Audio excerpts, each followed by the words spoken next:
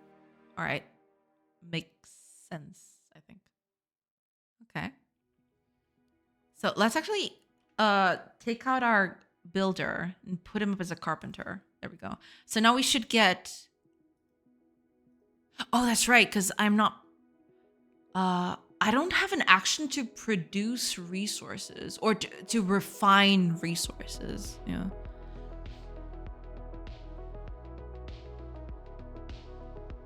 Imagine buying a vehicle that only drives places conditionally. Yeah.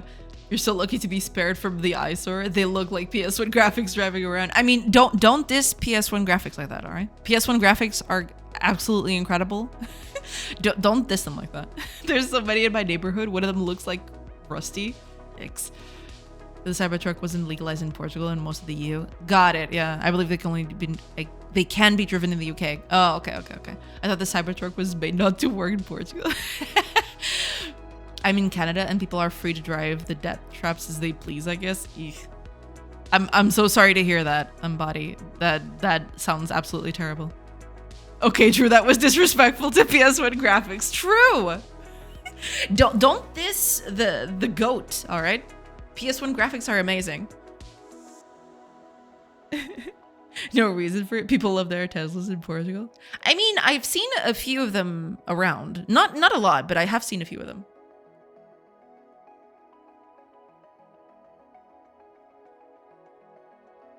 I actually don't...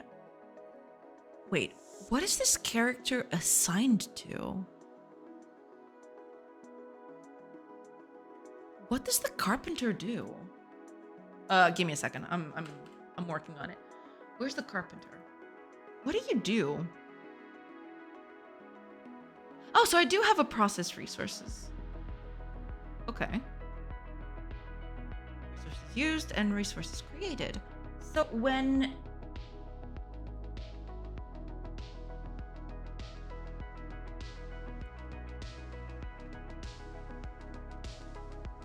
Ah. Okay, hold on.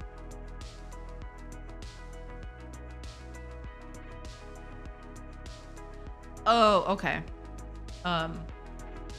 Oops. That was a bit of a slip. Yeah, this can't be null. As you could probably surmise, that cannot be null. Yeah, that'd be pretty bad. I'm assuming this resource storage is for both, right? Move and add. Okay. All right. So hopefully the carpenter is working now. Oops. There's a Portuguese Uber driver streaming on Twitch from his Model 3. Huh. Interesting. I did not know that was a thing. All right. Makes sense. Let's see. Wait, where is the... Are they actually in the same place? Is that what's happening? I'm gonna be so mad.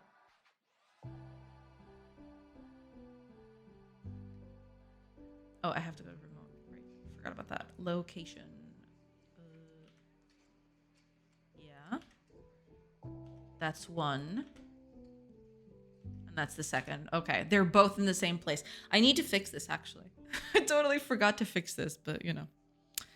I believe it rides the line on the Twitch TOS because he interacts with the chat while driving. Ooh, that's a bit iffy, yeah. You gotta pay attention while on the road. Oh god.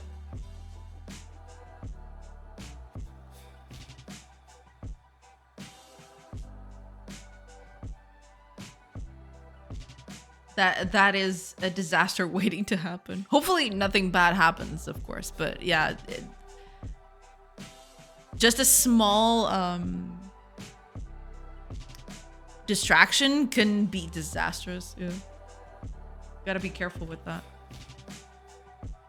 So they're both in the same place, which is kind of iffy.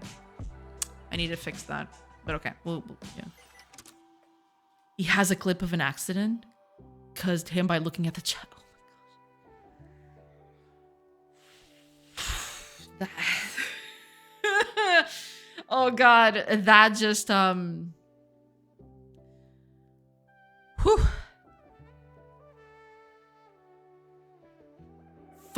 flight or fight mode kicked in with that one. Holy crap. Views aren't worth it. Absolutely not. Yeah. I don't know how he wasn't banned. Good lord, can you imagine? Because I assume if he's still doing it, then the accident wasn't that bad. But still, like, I can post it on the Discord. Oh god. Okay. I'll probably take a look at it later. I suppose. But yeah, that sort of thing is very hard to watch for me. I guess. Yeah. No judgment, but that. What is even the appeal of watching a Uber driver stream? I don't know, but you know, different strokes for different folks. I don't want to publicize the guy. I mean, you know, I'll leave it up to you. It's okay. Because I mean, it's still something interesting for people to watch, but you know.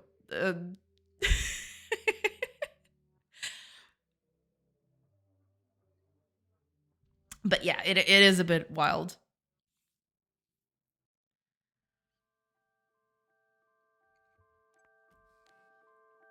For that to happen. Good lord.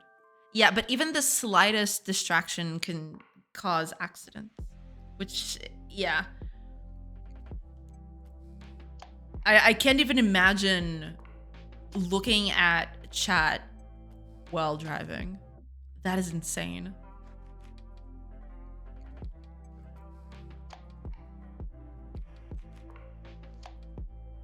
Right, I'll fix that error in a bit. Let me, okay, I want to get a carpenter. There. Isn't it also like an anonymity issue? Does he just not have the camera on his passengers? I don't know. I wouldn't want to get into an Uber and be on someone's stream. Yeah, that would be a little bit iffy. That is true. I don't know.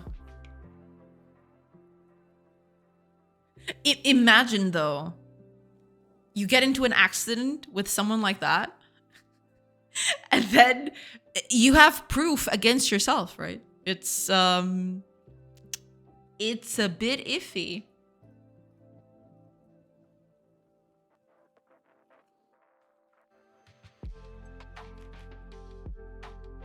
I posted it on Discord for the non-Tuga speakers. You can hear him think the chat and at the same time drive at the back of the parked car.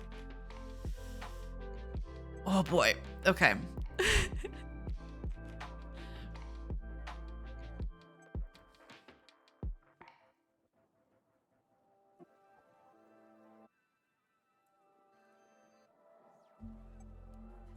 It is scary. Okay, I'm just gonna watch a bit of it. I'm not gonna put it up on stream though.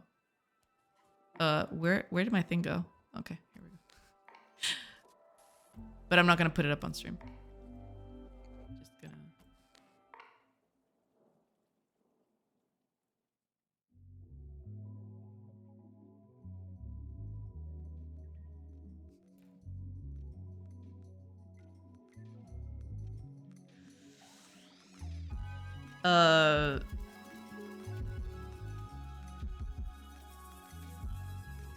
Okay. At least, okay, I was expecting far worse stuff. At least no one got visibly hurt. But yeah, it's still... Holy moly. Okay. Yikes. That's a big yikes from me.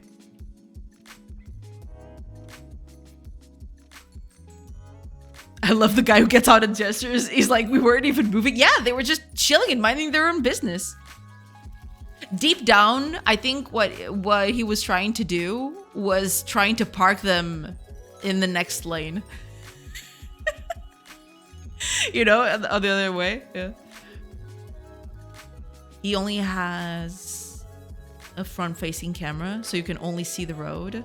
But he will kill the stream if the passenger requests it. Ah, okay. At least that. Yeah. Good. Okay. Well, I respect that at least. Yeah. I'm here for the context of the clip in Discord. Yeah. There is a clip of a thing. But I find it funny that the car actually The car actually went to the parking space in front of it. Almost like if he was trying to nudge the car back in, like, get back in there. Oh, man. Incredible. Incredible stuff. I love it. Actually, no, I don't love it. Please don't drive with distractions. Please, I am begging. That is very, very dangerous. He speeds up. He's clearly not looking at the road. Yeah, you can clearly see it. Yeah.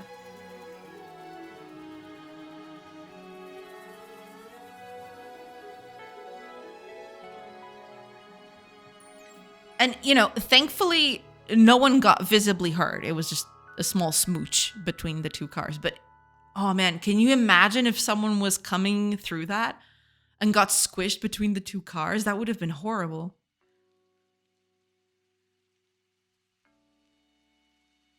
I'm driving a semi right now. If you drive while Twitch streaming, you should go to jail. I mean, it is kind of frowned upon for a reason, yeah. It's, you know, because it's, you need to be careful. You need to pay attention to the road, you know? There's also a young Portuguese girl that has a lot of problems with this kind of thing, but I'm not even going to touch that. Okay, yeah, that makes sense. Because, yeah, the smallest distraction can spell utter disaster for everyone involved. So, yeah, it is a bit iffy. I do wish he wouldn't do that, but, you know, at this point, I don't know. Oh, RJM, thank you. Thank you so much for the follow. Welcome, welcome. All right, let's see if I can actually get people to, a carpenter to come up here. Let's do the builder. And you are my carrier now. Okay. So we've got a supply chain now. Oh, but that's the thing. You should be able... Oh, he's already doing it. Okay. He's already moving. Okay. He's already getting the wood from this place. Okay. Oh, he's actually doing a different path back. Because he goes this way. But he doesn't come back the same way. Interesting. Is texting while driving not illegal in Portugal? It is, yeah. In the US... it is, so I imagine streaming / interacting with chat would also be illegal. Yeah, I'm assuming it is, yeah. Streaming should too, by that logic, I think. Yeah. It's kind of weird that it's staying up like that.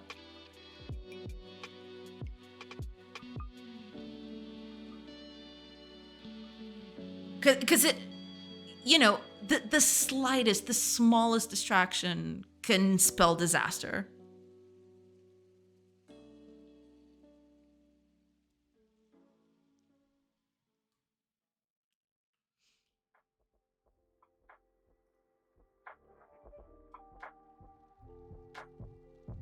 Okay, you have wood now.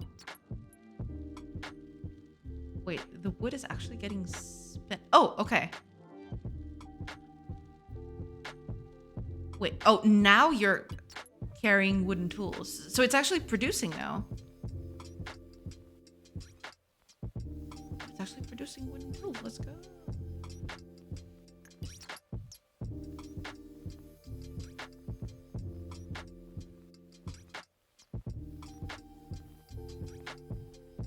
All right. Well, it's not producing anything. I probably should put that in. Give me a second. If you're producing,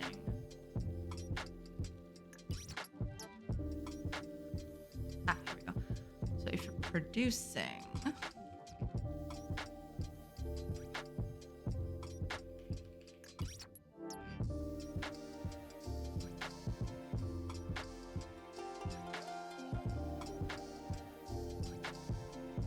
here we go. Process resources. Here we go.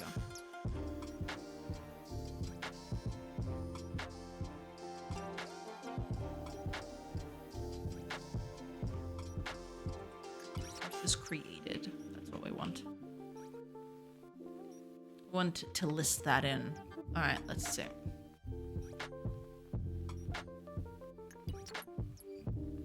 streaming isn't, but it should be. Holy crap. I mean, it depends a lot on the context, right? If you're just streaming and not interacting with anything at all, it's just, you're just filming the road while you're going, right? That's okay. But when you add interaction in the mix, when you have to actually pay attention to the stream and not the driving, that's when it gets a bit iffy. Nice looking game. I like the art. Well, thank you. It actually, most of the art isn't mine yet. It will be at some point, but right now I'm using part of the art is placeholder. Yeah, but I'm hoping to create new art soon. But thank you. What's your game about? You manage a small village of people, which is what you can see right here. There's a small village of people doing their thing, right? And then you can actually leave your settlement and, go on adventures with a small RPG party. So it's part colony sim, part RPG thingy. But yeah, it's basically that. You got a little party, you go into combat, you do turn-based strategy things, all of that, basically. And that's it. Yeah.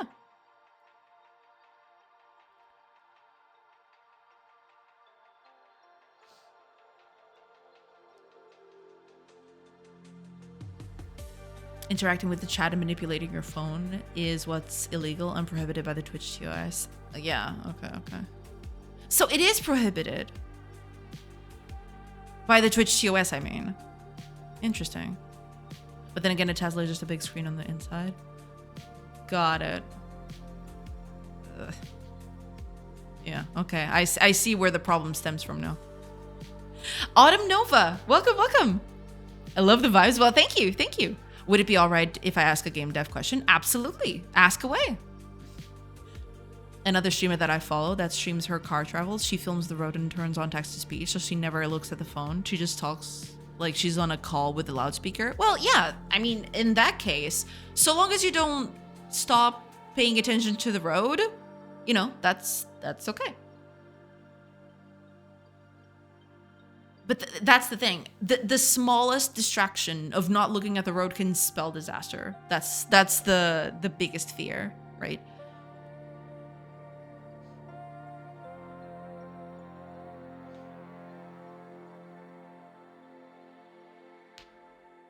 It could still fall under distracted driving, I think. Yeah, it could. But in the end, it's a bit better in that case.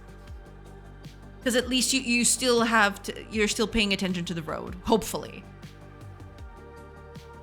What do you think is better visually / optimization wise? Creating an animation using math, code, and a shader, or creating the animation through an animation player and calling functions through the animation timeline?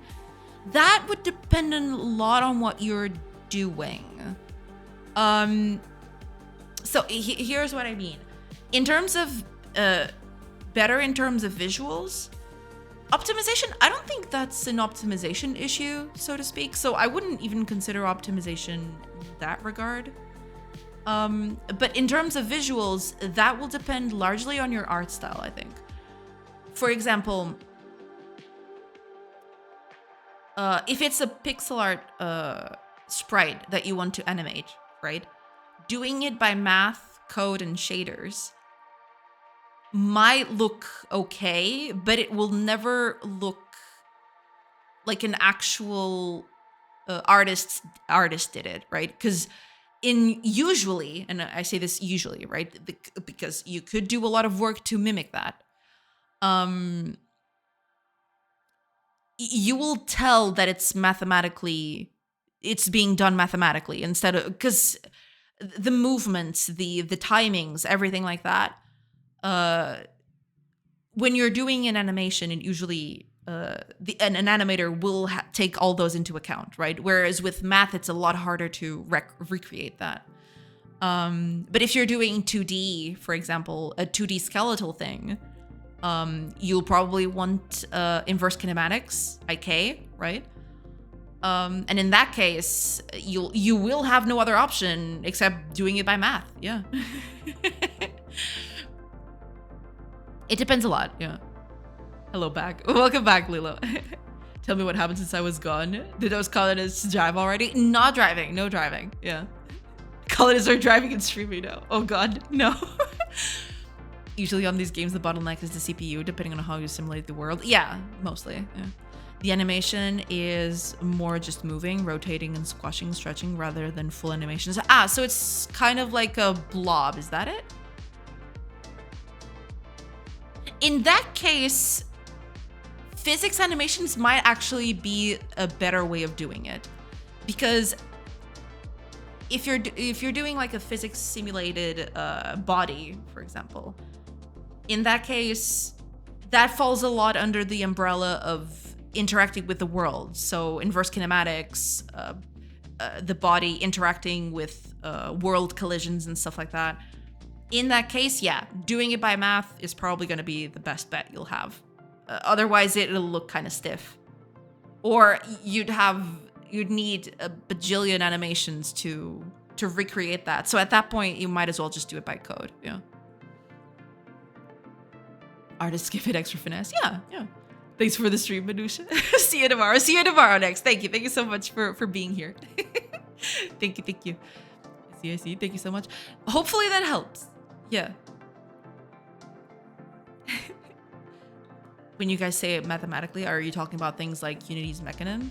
So like a skeletal animation versus frame by frame animation via sprite sheet? Yeah, kind of.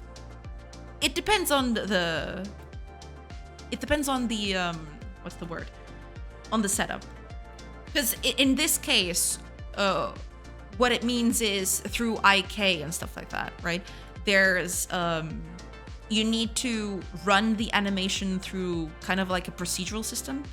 Mechanim can do that, but it's not the Mechanim thing. It's just controlling the bones in the animation, sort of like that.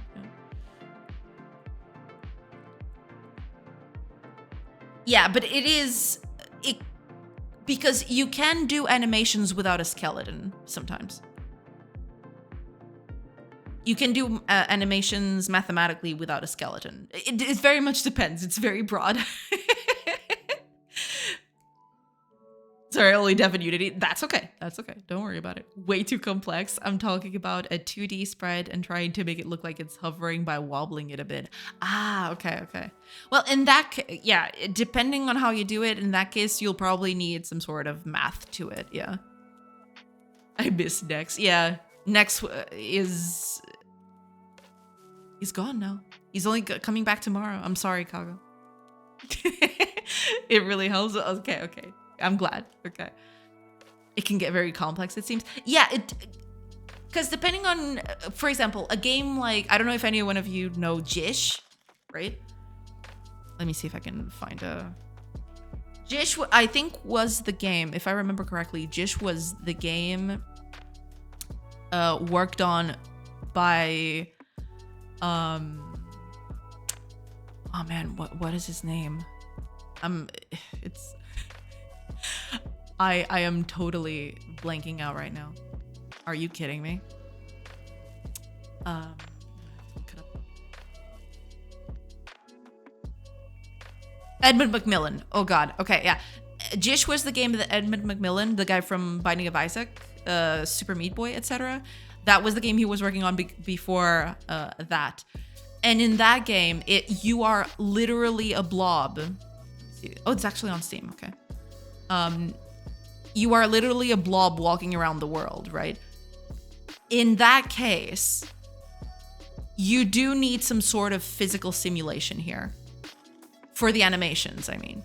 So you'll see here, let me put it up on screen so I can actually show you what I'm talking about. So you'll see here, you are literally a blob that can move freely, or you can actually harden your structure so you can crush stuff.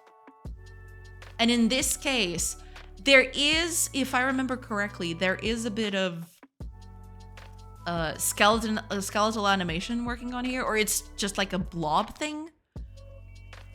But you can see that the body the contours of the blob's body actually deform based on where it is, right? So in this case, it needs a lot of math. The animations would never be able to come up with this much interactivity with the world itself.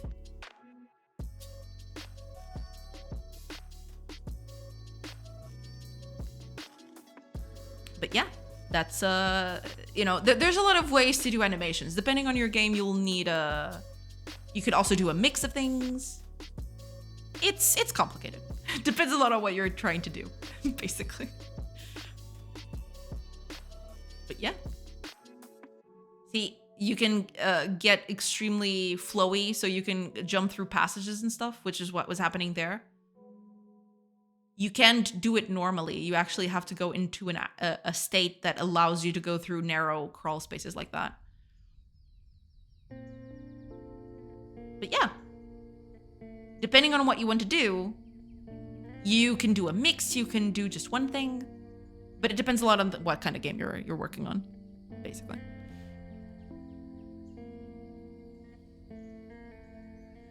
Oh god, the ads! I'm so sorry about the ads. Okay. I forgot about the ads. I was just looking at the game and I totally forgot about them. Okay. I'll take a quick I'll take a quick break and I'll be right back. Oh god. The stream is all over the place today. I don't know what's happening. At this point, I just don't question it. I'll be right back, everybody.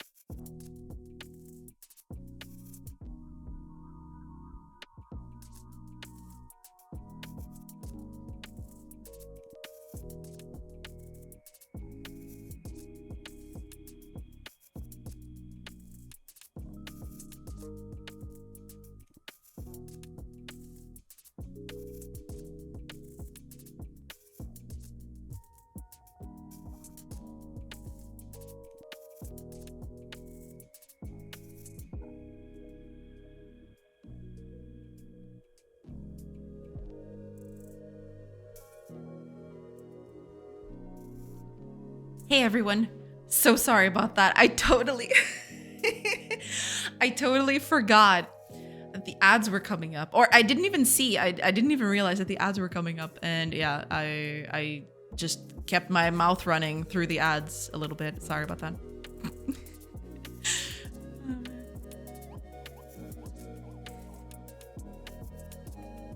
I don't think you want to go back to when 3D models didn't have bones. Oh yeah, those were the days. I'm an artist first and a dev second, so I'm like, draws 1,000 frames because that's all I know how to do. Fair. That's fair. I remember Jish. Yeah. It was actually, if I remember correctly, it was one of the first indie games I've played ever. Yeah. I think of this, but I'm more dev-centric, so I try and think of how a few frames can get by with this, so we're not recreating assets. That's actually a smart thing to do. Yeah. Can we see that portfolio? It's the ball that could hold things, right? Yeah. I don't know if it was actually visible during the trailer, but you could grab things and take them with you or throw them against enemies and stuff like that. Let me see if I can find a good example of that. You could, yeah. I think you can actually see it happening a few times. Because you can grab on things. You can stick to things. But if the thing is not grounded to anything in the world, you can actually throw it.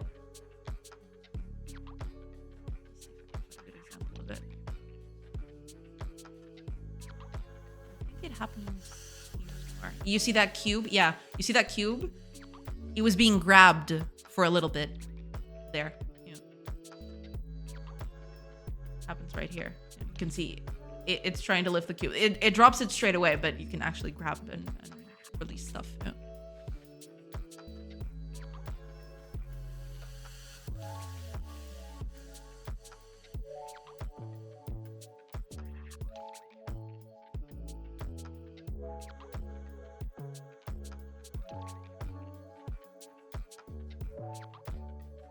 Poor fun.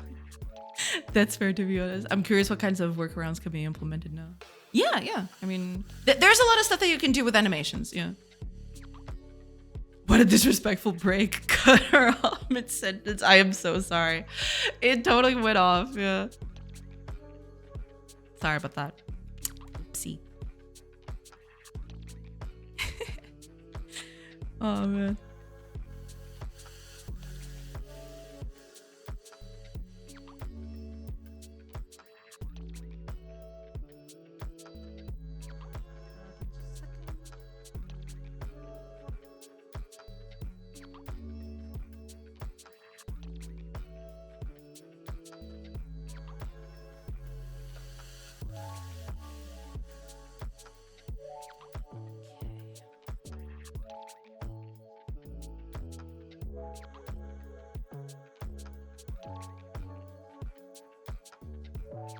Sorry about that.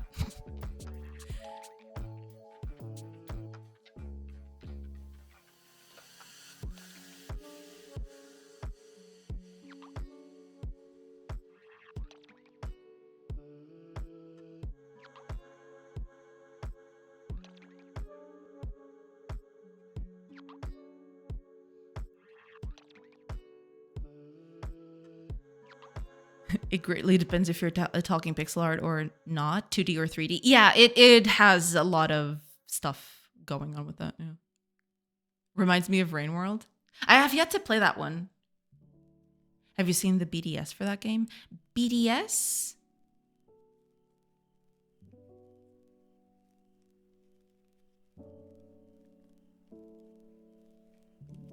Oh, the behind the scenes. Oh, okay, okay, okay. I haven't seen it. I want to take a look at it at some point. I have heard that it's quite insane, yeah, but I have never actually seen it myself. Yeah.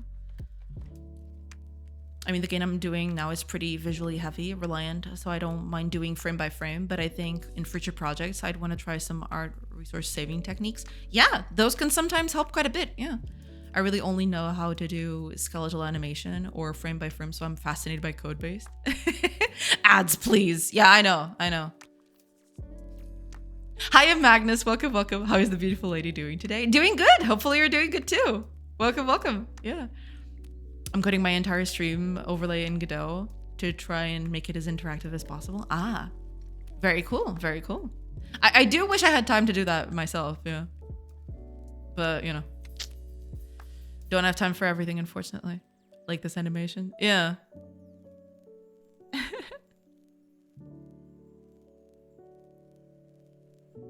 Just didn't anticipate how many nuanced questions I would have about Godot. That's totally okay. Don't worry about it. Yeah. Behind the scenes. Okay. Thank you.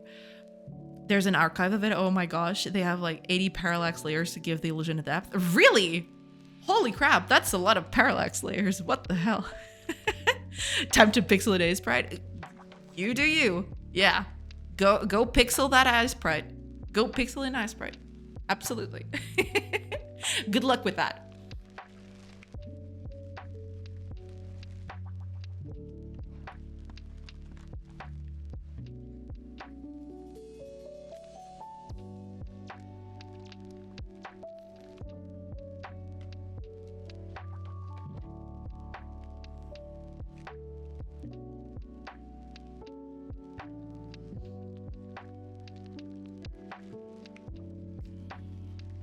All right. So, I don't know if I actually fixed that, didn't I? Well, fixed quote unquote, because I'm still not. Yeah, okay. It's done, but I haven't tested it yet. So let me just give it a little whirl here.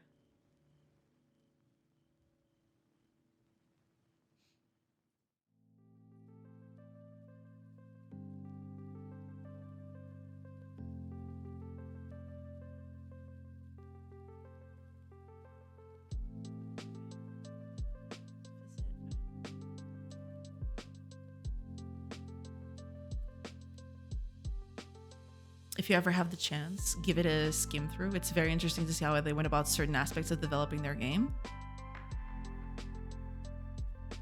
Oh, it's actually... Huh. Oh, there's a whole thing with the devlogs. Oh, that is cool.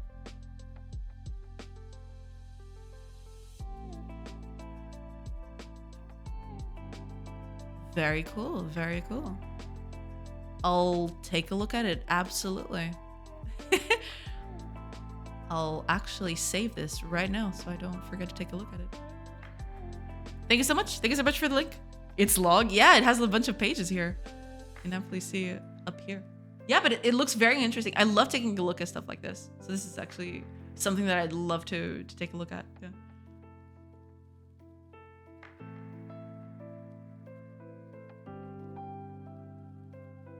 Very cool. Yeah, I definitely want to take a good read of this. But yeah, there's like 95 pages of stuff in here. There's a bunch. But yeah, I'll definitely take a look at it. By the way, is there any general format for bone-based animations? It's very easy to import, export sprite sheets, but what about other kinds of animations? I mean, 2D animations? I mean, there's a bunch of software that does it. All of them have different approaches to it. I don't think there's a general format. I don't think. I think everyone uses their own weird tech. But, you know, it depends on what kind of software you use. There's usually importers and stuff for engines. But I don't think there's any unified way of doing that, no.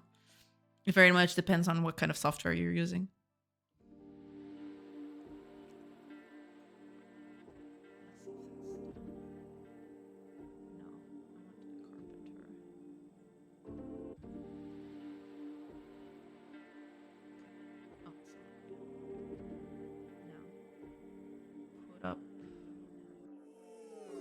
builder as the carpenter, and the warehouse carrier as our carrier. Okay.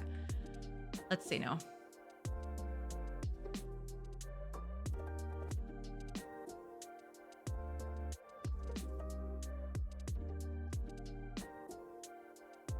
So we're actually producing. Okay, let me start that up again. I don't want to get a carrier immediately. Yeah. I found the parallax layers. Oh god.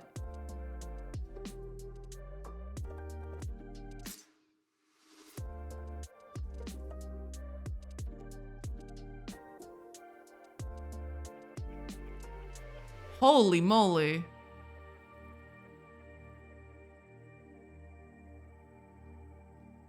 That is a lot of parallax happening right there.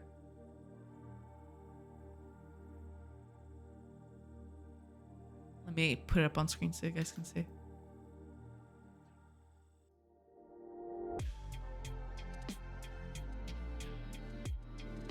Look at that. It's actually insane. They have to do a bunch of copies of the platforms too, just so it gives off that depth feeling. It's insane. Holy crap. I had no idea the game was built like this.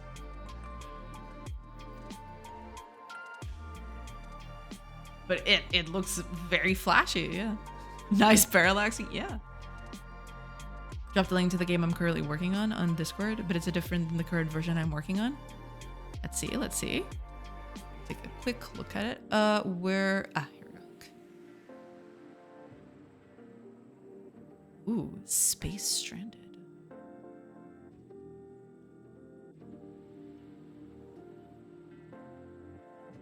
Oh, it looks cute. Let's see.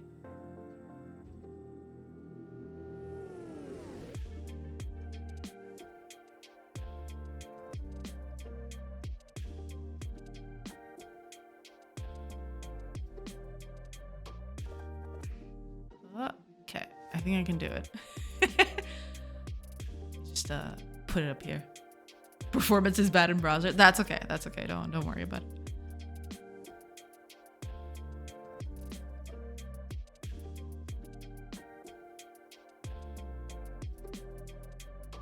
And then each layer has a shader for interactive shadows and light rendering. Dang. It's 2D sprites. I would love to take a look at how they actually have that sliced up. Oh my gosh. Yeah. Oh, Carol. Welcome. I hope you're doing good. Mind-boggling. It is. Just checking by to see if Reg has been implemented yet. Not yet. We do have villagers walking about though. You know, villagers actually doing things. Look at that. There they are, chilling. And, you know, they walk around sometimes when they get to do stuff. So there you go. Yeah. Hit me up with them updates. Yeah, I mean, the game is pretty much as I think you've left it. It's just I've been slowly trying to improve the terrain system so that characters can actually move around now. Do they kiss? Not yet. Eventually, but not yet.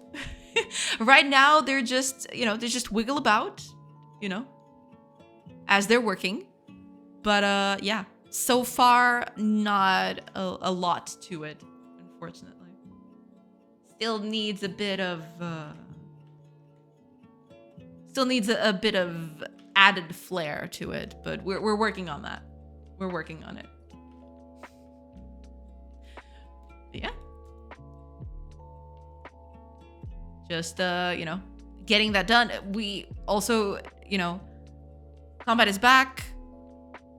Other than that, we've got camping now, which is actually working. Characters go around and do their things. You know. There will be kissing? Maybe. When they get on top of each other is weird. Yeah, I need to fix that. I'm trying to prevent that from happening, but you know, it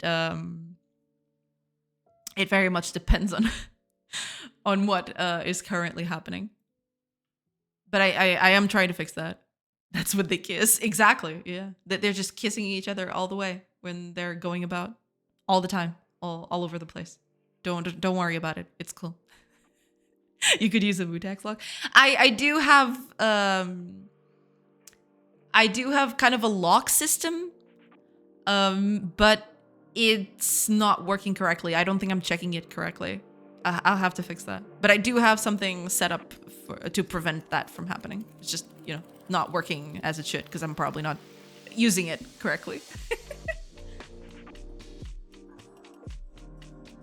Yeah, that's basically it. Is the game dropping frames already? What, this one? I don't think so, but it could happen. But yeah, I don't know. Maybe, I don't think so, but I'll have to take a look at that later. Basically. All right, let's take a look at Space Stranded. From Indie Gates in chat.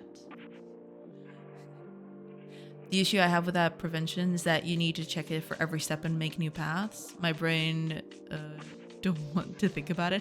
Oh no, what I'm thinking of, I probably don't want to prevent that for every path. That would be insane. It's good enough for me if they don't overlap when they're stationary.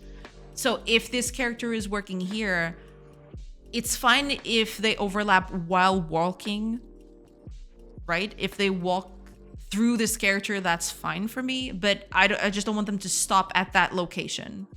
I don't want them to overlap while they're working. But if they're moving about, the fact that overlap, that's okay for me. Because later I can just adjust and have them, move over a little bit. Or like squeeze in, right? But while they're moving, I'm okay with them overlapping. That's okay for me. Hey Captain, this special browser demo of Space Stranded gives you a first taste of the chaotic intergalactic survival adventure, but beware. This is just a preview. Some features are still missing. A few aliens overslept, and the weapon, well, let's just say they could be a bit more explosive. That's fair. That's fair. The good news, this demo will keep getting updates, so keep your scanners online. New content, improvements, and maybe even deadlier enemies could drop in at any time. But enough talk. Have at you. No, I'm just kidding. Grab your blasters and show the universe what's really stranded here. Who's really stranded here? Yeah. The browser demo doesn't have the same performance as the downloaded version, so expect a bit more space dust in the engine. That's okay. That's fine. Ooh, all right. Hold on. Okay, give me a second. I'm going to turn off the music for this, and I'm going to tune in Firefox a little bit. This should be enough. Still a little.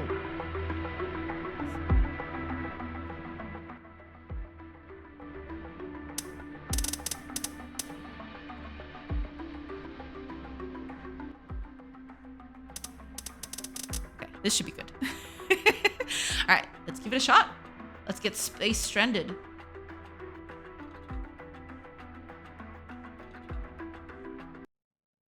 It's happening. We're doing it. Ooh, this looks really cute. I like it. Very moody.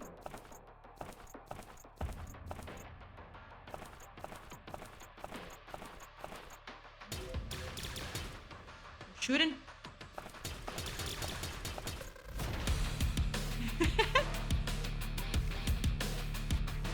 Oh, but the music though. It generates a level random. That's what happened. Yeah, that you can definitely tell it's still loading some stuff. But that's okay.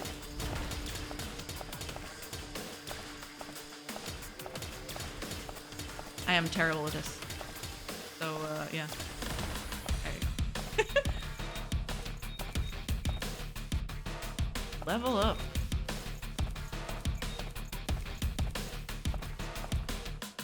Ew. Armor. Okay.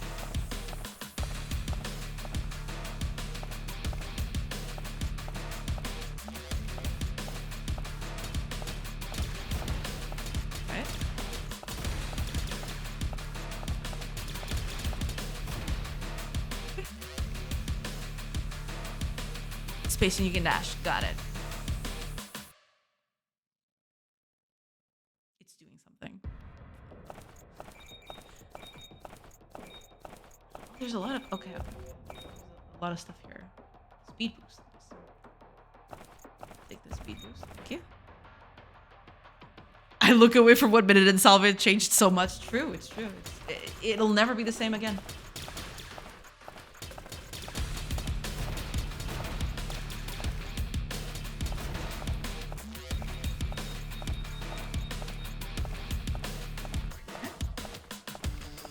I ain't dead yet, so... Ooh. Just like an XP. Give me your goodie. It's like money! XP is green. Got it, yeah. Well, I'm just gonna sit here until I get all the gold out of it.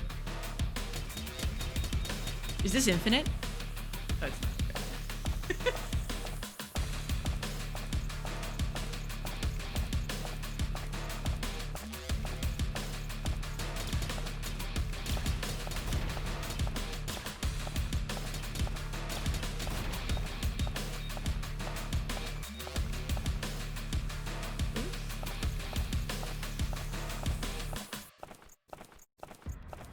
Ooh, chest. Shotgun.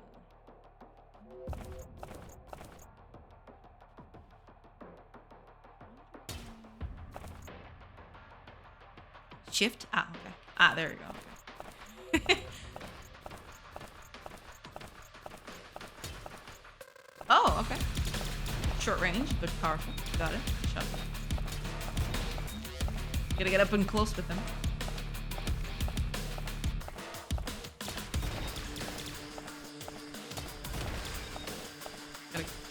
Gotta be careful with the reload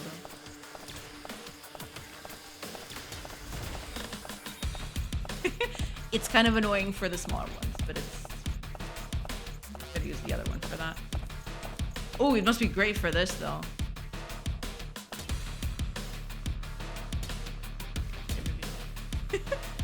Or is it?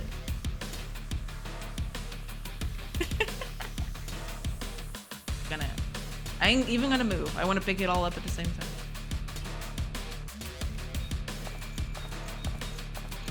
Yeah, there you go.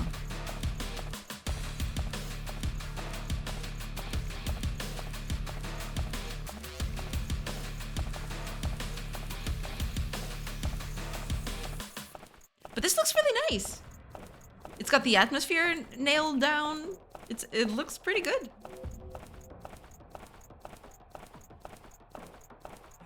Yeah, it looks quite nice. I do quite like it. Ooh, just less damage.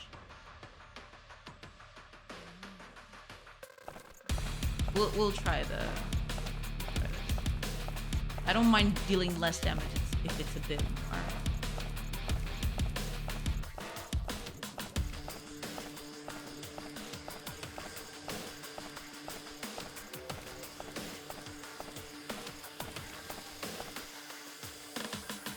Machine gun. Yes, please.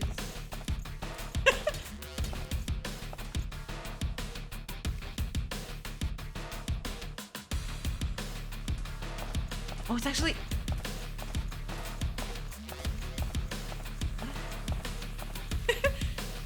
You can talk to yourself. Okay, okay, got it.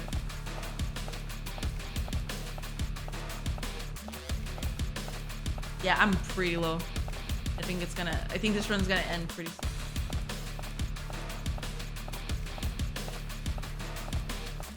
Ah.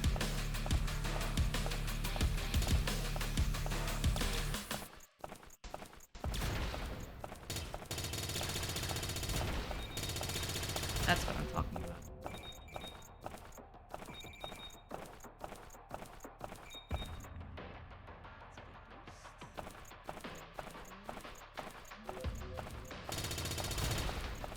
All right, this is the ticket. This is the way to go.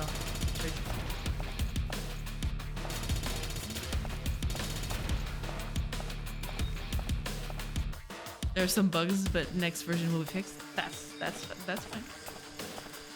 Part of the process. Tab opens inventory.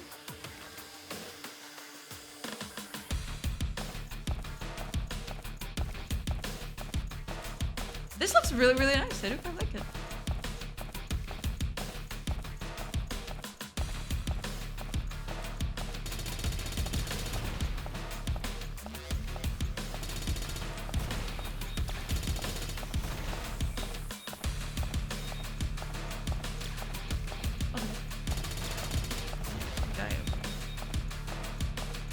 Chest. Rifle.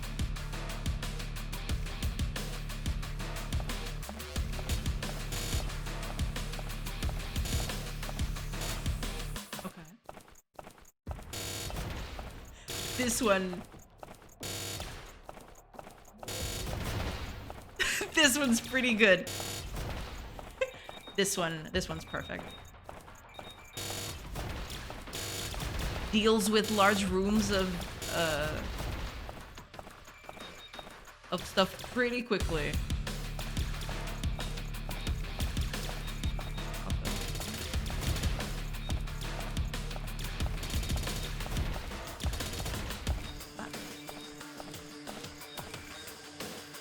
Complete weapons are random. You got this. Ah. Well, I got a good one. Revolver. Let's see.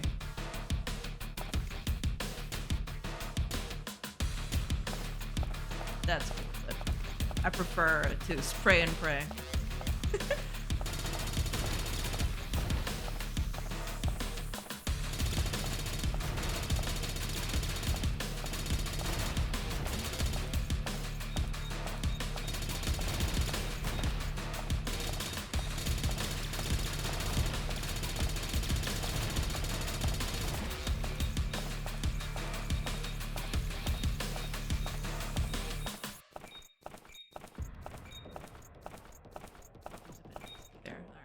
XP boost. Should have picked that before picking all the other stuff up. Uh-oh.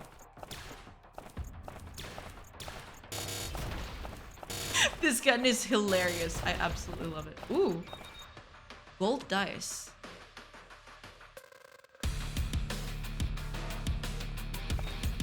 Alright. Take the gold dice. Take it.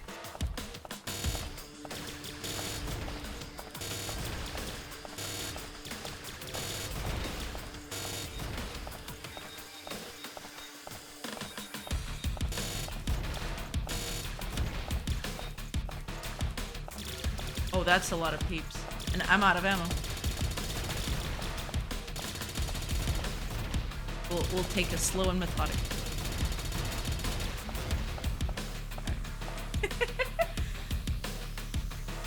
The fellas can roll higher when you level up, etc. It's all included in the next version. Got it, got it.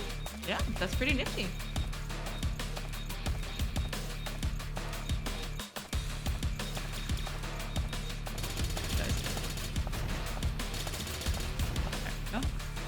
Do want to get those bullets.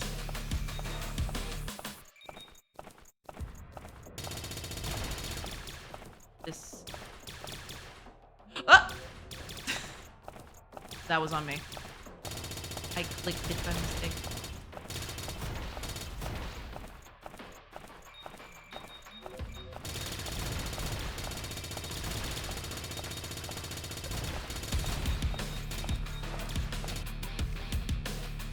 I did. Yeah, that misclick got to me.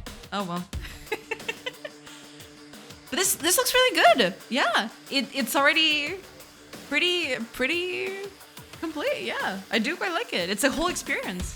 It's very nice. Well done. Oh, thank you. Yeah, it was pretty bad. I could probably do that a little bit better. You know, I focused a bit more. But yeah, it looks quite nice. I do quite like it. Yeah. Very good, very good. There's so much missing from the full version. Oh, trust me, I know. It is something that, you know, we'll never be able to escape that at some point. But don't worry about it. It looks really good. Yeah. You got it all nailed down. Okay, let me just get the sound back up. Yeah, there we go. Yeah, looking really nice. Do you have a plan for it? Are you planning to release anytime soon? Do you have any timeline? Thanks for playing. No problem. Thank you for sharing. Do you have any timeline for it?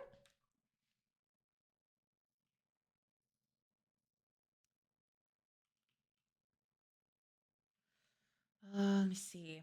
Carpenter.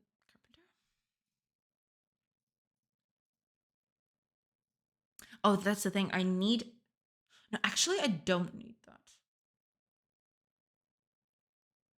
Oh, it's nighttime. Fantastic. Make the carpenter our builder. Where are you? Yeah. Okay.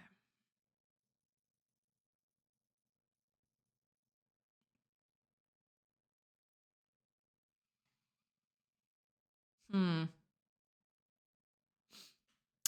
I do it after work. Yes, I will complete the demo in the next weeks, and then add the demo to Steam, and then add the other biomes and bosses. Think 4 or 5 more months. Ah, I see. Interesting. That's pretty good. Yeah, that's a good timeline down. Yeah, that's very cool. Yeah, glad to see it. I need the wood to. Oh, I hate this. Okay, I'll have to just one turn of this and take it off. Because you should be able to produce stuff immediately. Why are you not? That's what I want to figure out.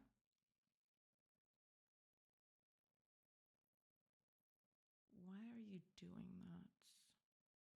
That's what I want to understand.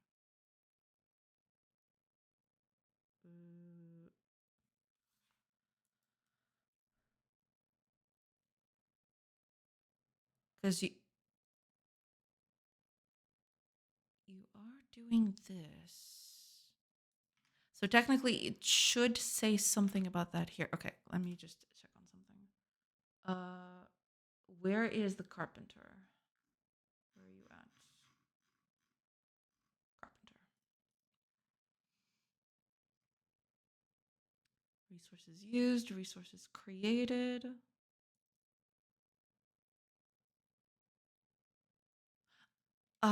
Actually, yeah.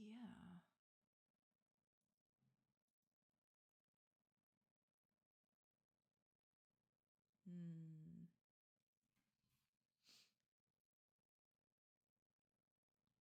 Hiya, Tispin. Welcome, welcome. I get uncaught. Internal error out of memory. Still have 10 gigabytes left of RAM. Oh, you mean in IndieGate's game?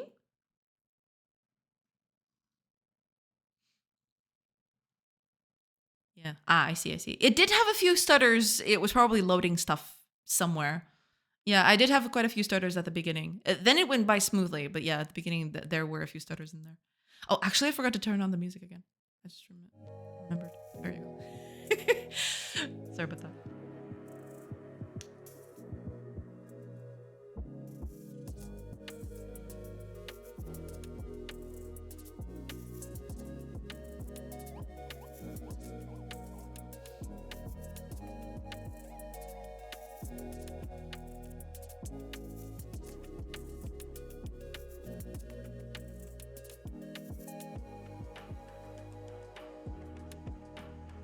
Where are you?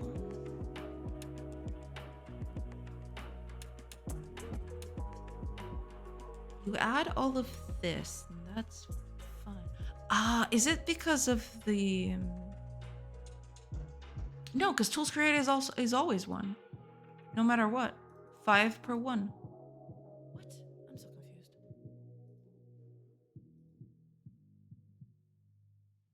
Because none of this matters. I'm doing this, but none of this actually matters. It's always that.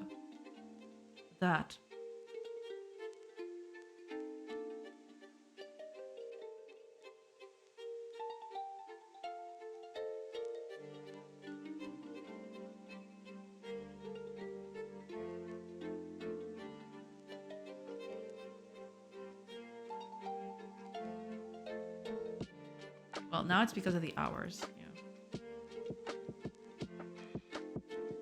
But technically, okay, let's try that again. Let's add.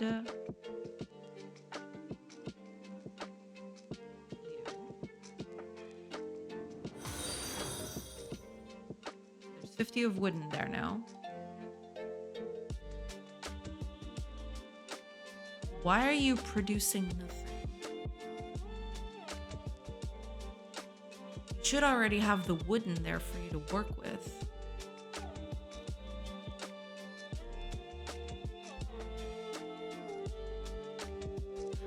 Ah, I think I know what the problem is. Okay. I need to do... Well, I mean, no, I don't. Do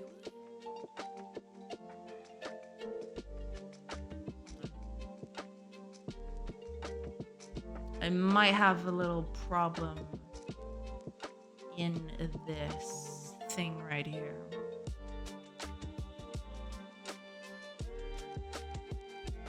Because I am processing all activities.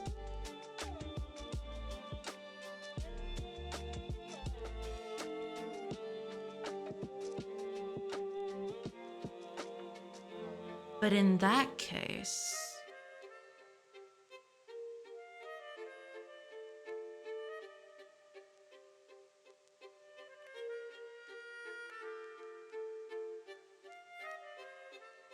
if I process the activity afterwards, which is probably what is happening here.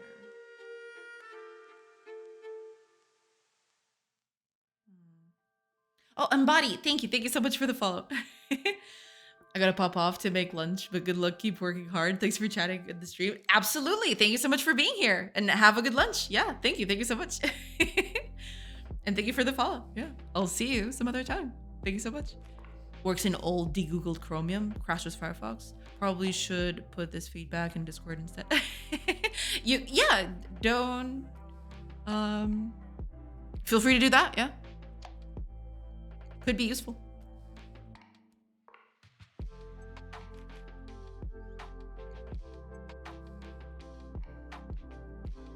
That's the thing, though. Let me just get the carpenter.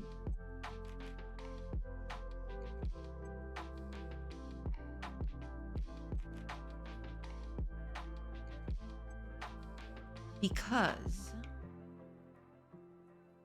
I had... Right.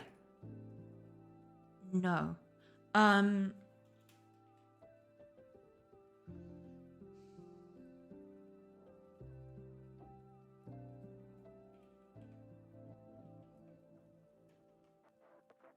Yeah. Those would be the two. Hopefully that's it, because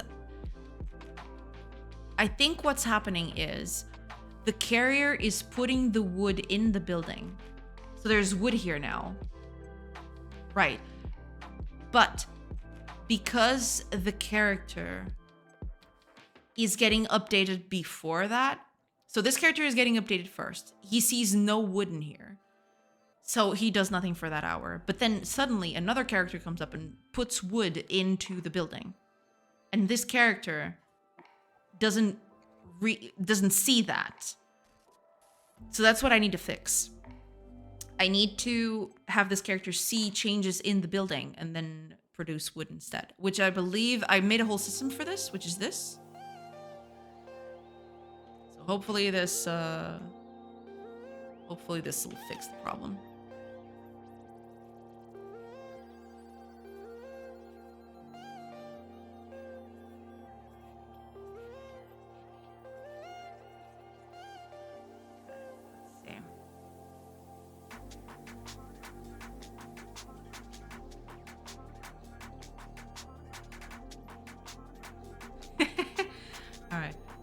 Let's do carpenter as our builder and carrier from the warehouse. So there's wood in there and he's still not doing anything. He'll only do it next hour. Yeah, that's not what we want. Okay. Why is that not triggering though? I need to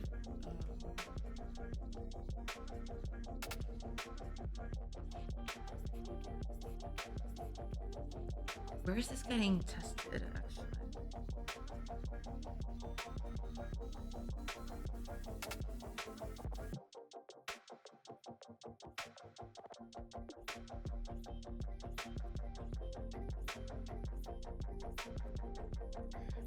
Ah, I see.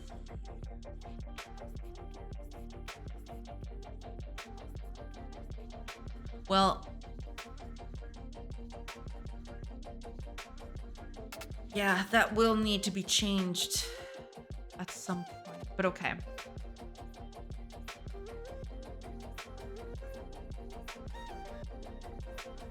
Probably should do it another way though. Let me just...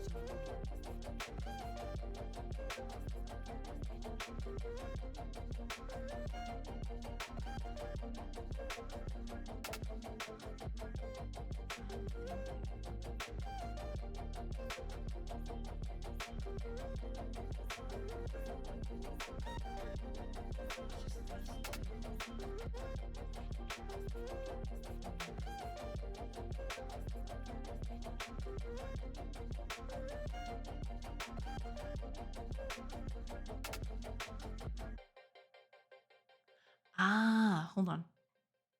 It's this bit. Where is this being used?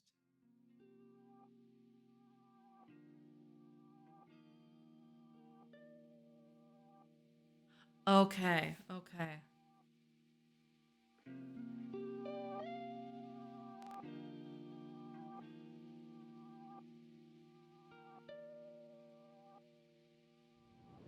It's here. Okay. Who is Tobias? Welcome, welcome. Thank you so much for the follow. I hope you're doing good.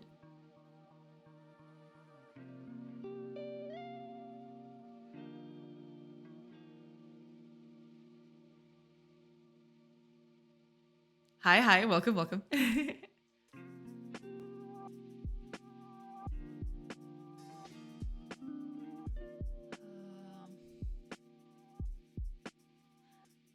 This gets called from where exactly?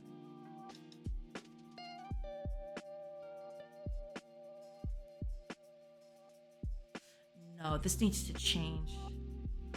This needs to change.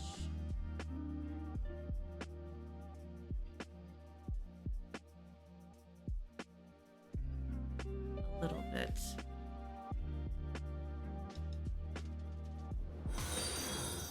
Because this is just the construction that changed. Comrade Sol. Thank you. Thank you so much for the follow. Welcome, welcome. Hello, hello. Because this is just in settlement, right? This is...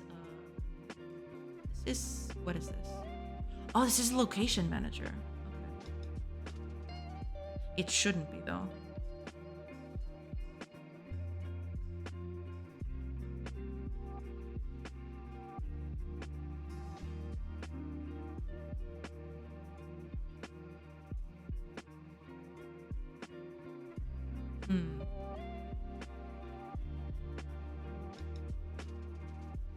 Hello, comrade. Welcome, welcome. I hope you're doing good.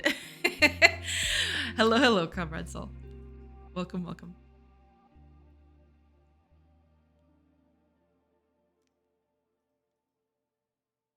I shouldn't even do this. I just realized.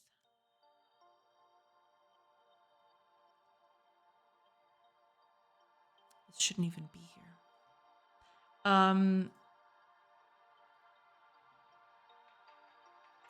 It should be here instead.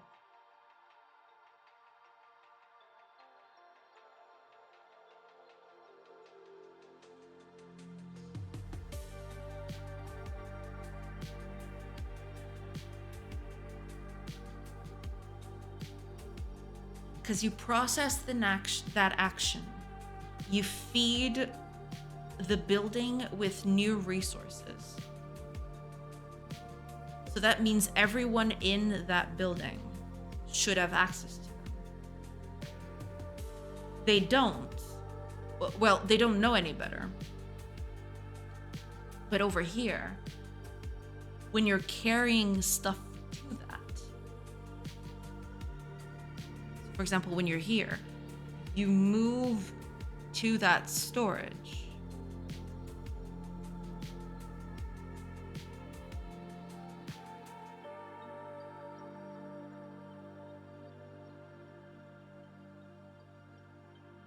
So what needs to happen in this case is I will need a way to tell characters that the storage in their building has changed. I have already signals for that.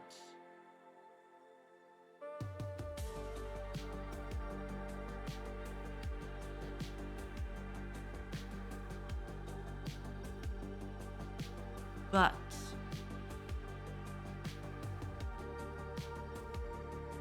can I actually do that? Because I do have the building. I do have the work building right here on location data.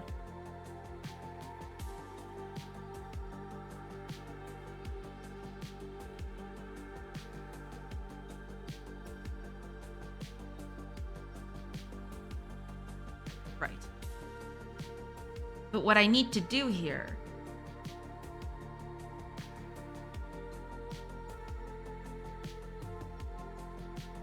is keep them up to date.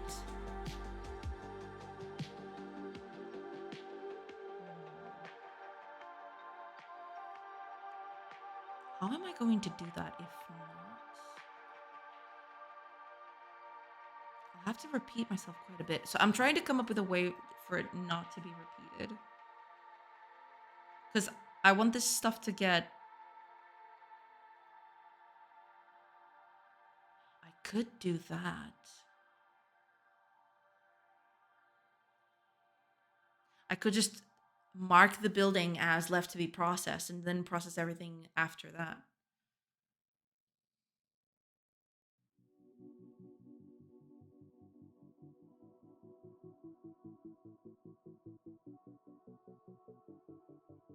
But that's not gonna be... That's not good enough, I don't think.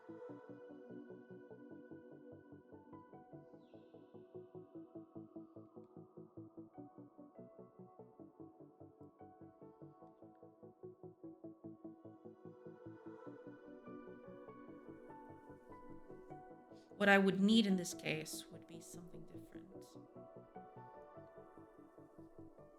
I do need the building to communicate with me.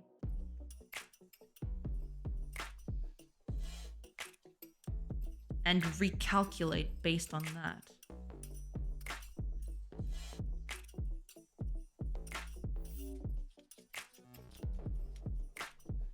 If that's the case. Because this shouldn't even be here. This is a location manager, but this is going into entities now. This should move. This shouldn't even move.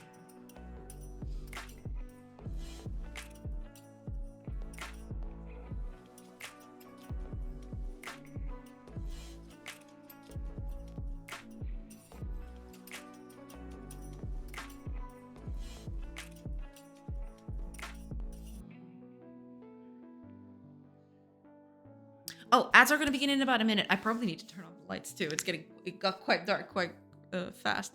But yeah, I'll take a quick break. And hopefully when I come back, I'll turn on the light and I'll keep working on this. Yeah. For at least another hour before I go today. But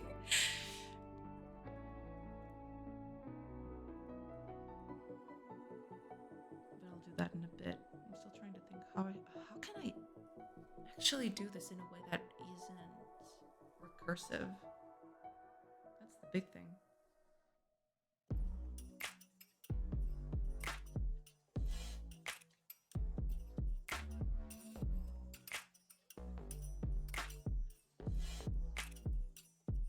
Oh, actually, I think I found a way. I think I figured out a way.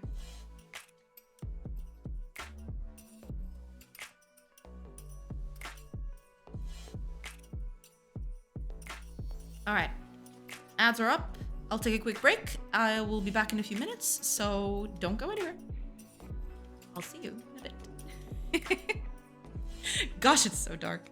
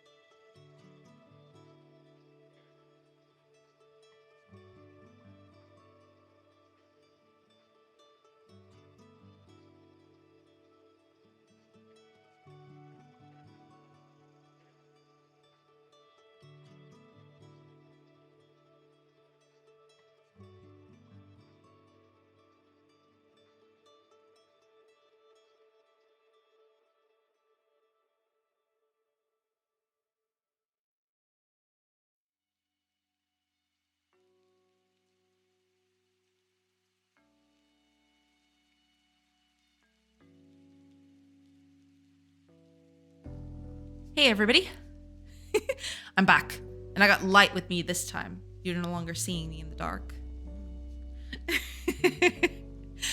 we back in it. Hi Adobe Don, welcome. Hello, see, it's a very nice game. Well, thank you so much. I do appreciate it. Thank you. I'm trying to get it to work, basically.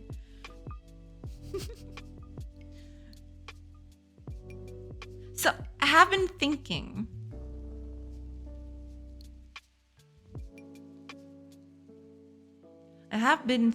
About this.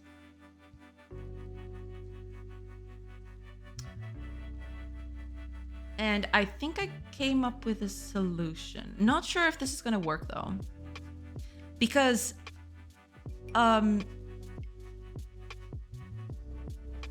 what I think I'm going to do is I'm going to process every action that exists immediately.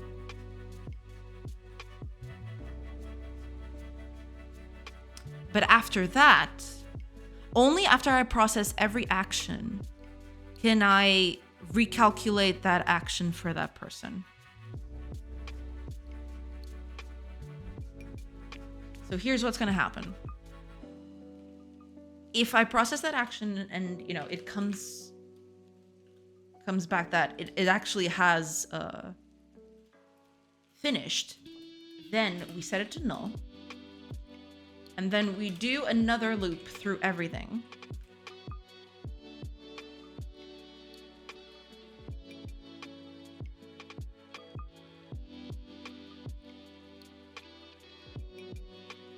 And if that entity data is null,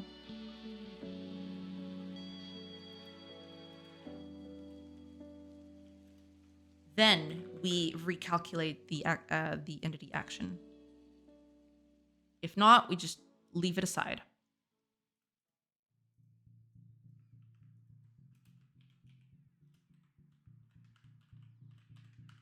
There.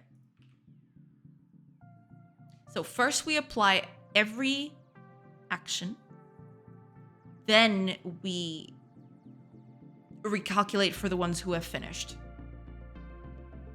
And that should prevent, it's 2 for loops. It's not exactly ideal, but at least it'll prevent a lot of those problems that I was having.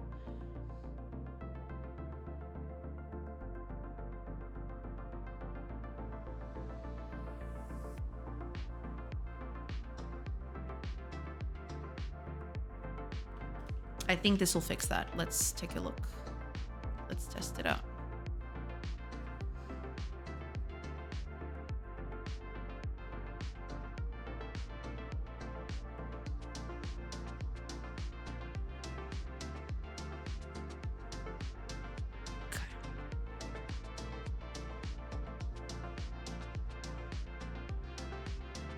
Oh, that's not what I wanted to do. I wanted a carpenter. There we go. Okay. Now, place a carpenter, which is going to be our builder.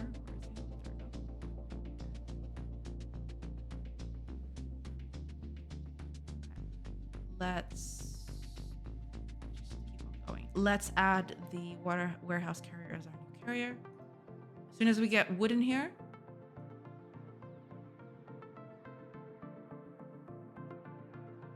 there you go. Okay, so that did fix it. So now there's a bunch of... the carpenter can start producing wooden tools straight away. Okay.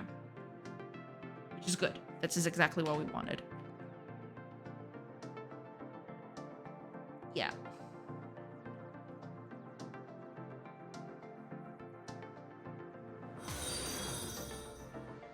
There we go. Okay, perfect. Oh, thank you so much for the follow, Davidon. Welcome, welcome. Thank you, thank you.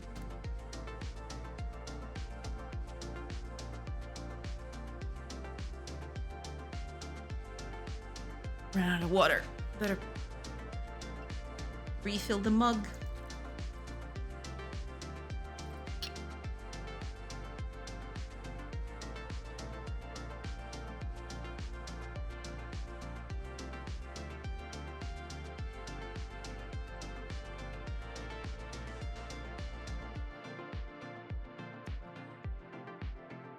So at least that has fixed it somehow. Damn it, I forgot my water upstairs. Hi, Aaron. Welcome, welcome. Yeah, you should go get that water. Water is important. Water is nice. Welcome, welcome. I hope you're doing good. I hope everything's fine in your neck of the woods. I need to go watch the movie. Have fun. Right, you all? Bye. Thank you so much, Andy Gates. Thank you so much for stopping by. And yeah, enjoy that movie. Enjoy your movie. Okay, let's put in a carrier again. Carrier. Well, yeah, it's non-working hours. So guy is carrying 10 tools back to the warehouse, and hopefully we'll bring some of that wood back. Let's see. There you go, 50. Is 50 the max wood that this building can carry?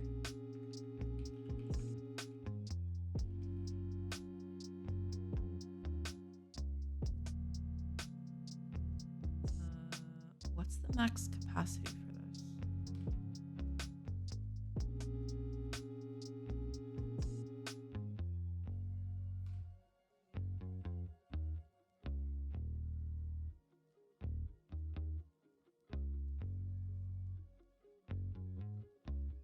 Oh no, it's probably just carrying 50 wood at a time, I think. Because the carrier profession. Yeah, there it is. Carrying capacity is always 50. So hopefully if I pass another hour, that should be, yeah, it should be 1 wooden tool out, but 50 wood in. Yeah, there you go, okay. Yeah, pretty good. I'll grab that cup in a minute. How you doing? Doing good. Yeah, just, you know, characters are walking around doing their thing. You know, could be worse. Slowly, it's starting to look like something. So, yeah. Kind of excited. Finally seeing the villagers walking about doing their thing. It's kind of cool. But yeah, hopefully, things will improve from here on out. Yeah. That is so cool. Yeah, it's a little cool. I'm kind of excited for it. I can't wait to actually have them doing actual animations instead of just wobbling about. And also, you know, they're just going between the corners of the buildings. Eventually, I want them to go inside the buildings and actually, you know, put stuff in specific places so that it looks like they're actually carrying stuff. But yeah, it's kind of exciting. And idea in the future eventually is to be able to see this at any point. So even if I leave the village, if I camp out here in the side, I don't have that yet, but I should be able to view the characters doing their own thing right here because the system is all prepared for that. It's just I haven't coded that yet. But yeah, the idea is that you can actually see every character that is walking about and doing their thing. Even if you're here, you're only controlling this party, you can still see people out here doing their thing. Hopefully that's the idea. Hopefully we'll get that going. But yeah, slowly getting stuff done, which is cool. I am seeing magic numbers. Oh yeah, there's a lot of magic numbers involved in the project for now, but yeah. Let's see here. Is the thing, isn't it? Yeah.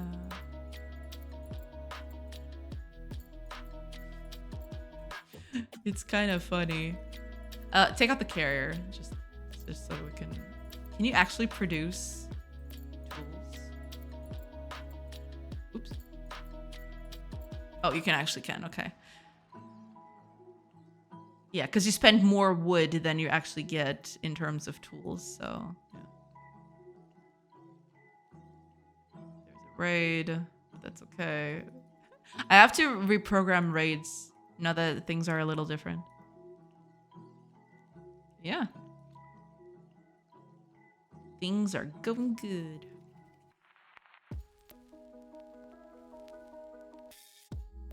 Fight. Yeah. There's a lot of fighting that you can do in the game. But right now I'm a bit more focused on actually producing stuff. That's a lot of wooden tools.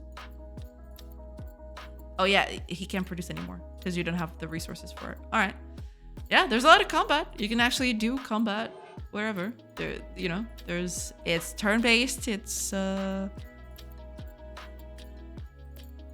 you know, still not a lot to it. There's a lot that I still need to do, but it is getting there.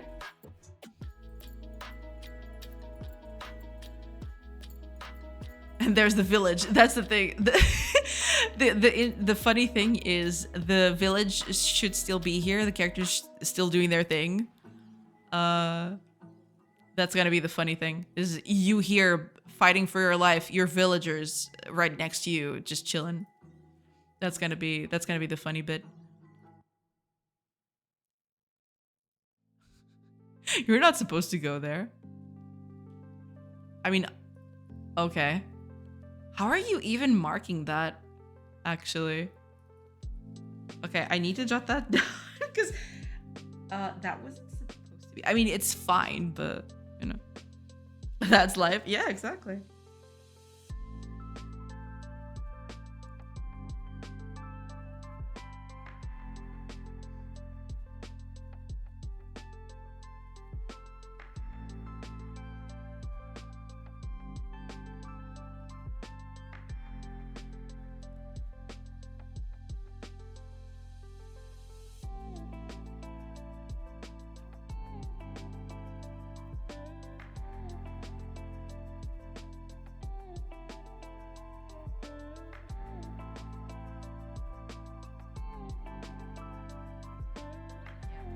I'll have to fix that at some point.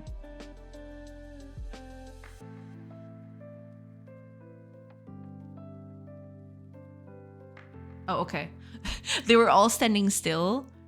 I was kind of scared that I had done something wrong. It's just because they're idling. During the night, they idle. Oh, and here's our villager. Look at him. He's just chilling about. I love it.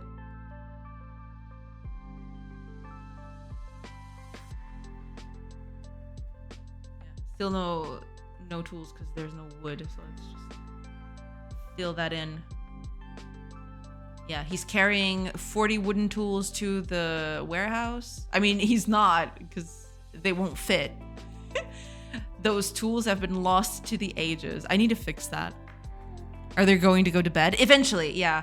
I still need to put up houses for them and actually have them go on beds. But yeah, that's the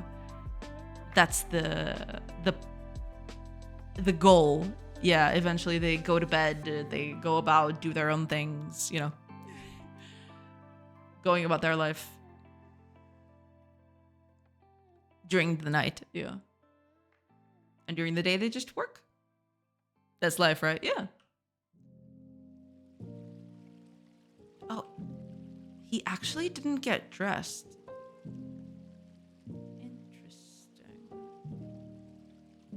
But he is doing it. He's carrying stuff. He just didn't get dressed, which is kind of weird. No, wait a minute. Both of them aren't dressed, I just realized. Both the carriers aren't dressed. Why is that?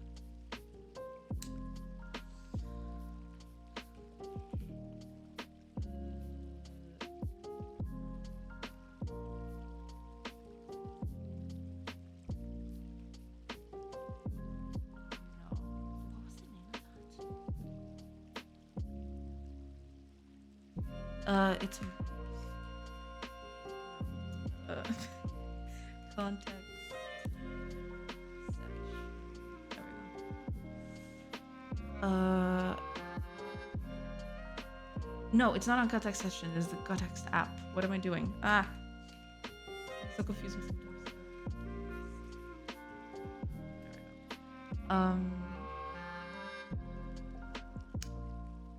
Yeah. Ah, sprite assembler. There we go. That's what I want.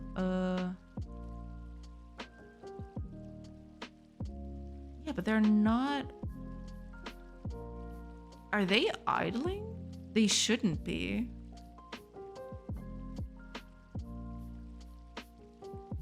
Because they should all be categorized as workers. Ooh. Funny thing would be a status message to show what they're doing at the moment. For example, sharpening axe for wood cutting. Yeah, I do want to do that eventually. When you hover over them, I want to showcase what they're actually doing. But yeah, I haven't done that yet. There is something that I want to do. Yes. That is interesting. She's okay. He's not. If I leave and come back, is he gonna get dressed again? Yeah, if I come back, then he gets dressed decently. Okay. I'll have to fix it. That's a very minor thing. That's okay. I'm okay with that.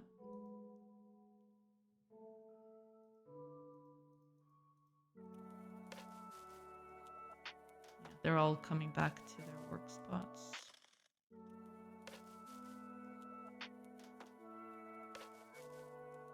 That will do.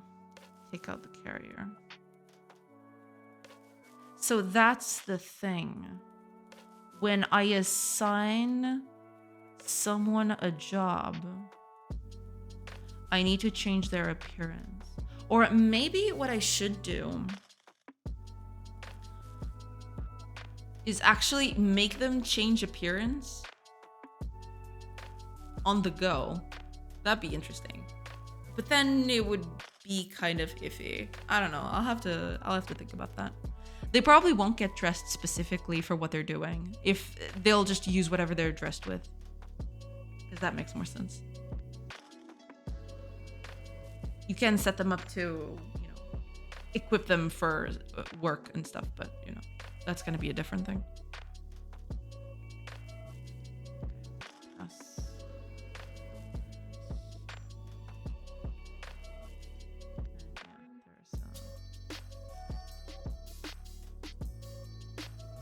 Bunch of tooling happening.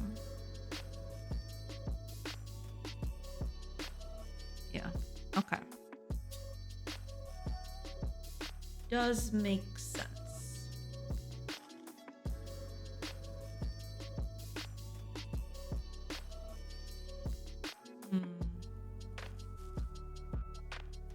That can be a setting, whether to show job specific clothes or not.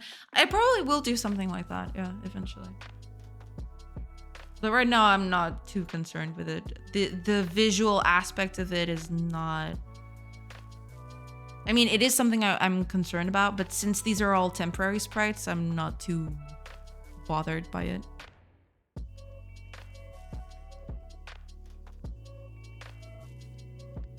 But yeah, we're producing some cool stuff. Let's actually add another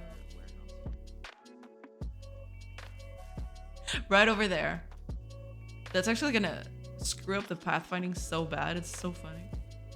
Oh, right. I don't have a builder. I need a builder back. Yeah. Build my stuff if you please. He has no XP. No. That's another thing I want to do. I'll probably do that tomorrow. Right now, the builder just stays in place and you don't actually see him, well, building things, basically. So probably what I'll want to do is, well, remove the base plate. So if there's trees or anything in there, I'll want them to be removed.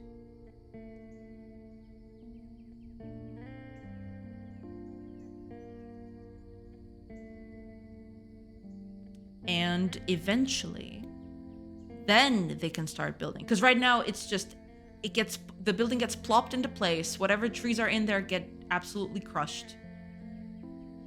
And then they just start building from there. That's not exactly how I want it to happen. I want the building should get marked in place, but the builder should be the one to clear the area first. Or maybe even what can happen in this case would be you have a forester, and in that specific case, instead of just targeting the closest trees, they would go for the trees that the buildings need to get built. Yeah. So there is that. Yeah. Maybe I'll tackle that tomorrow. The whole building thing. That one's gonna be a doozy, I feel. But yeah, eventually I also want the character to just go around the building and do small animations of him just, popping stuff down and stuff. We'll see. See how that goes. Because I think the builder is one of the only professions that do not have an animation for gathering things right now. At least I think so. Maybe some construction site signs, something like that. I'll have to symbolize it with something. I don't know what it's going to be yet, but yeah, I do need to mark it with something for sure.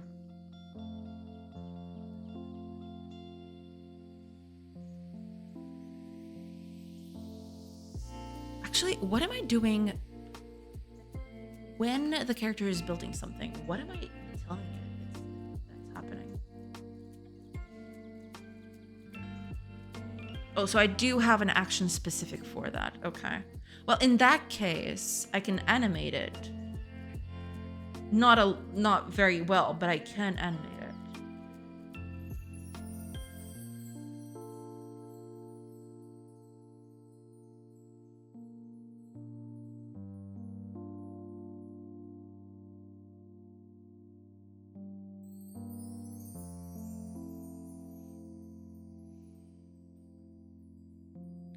That's another thing I wanted to do. I wanted a construction to feel a bit more weighty, and my idea would be something along the lines of when you have a building location like this,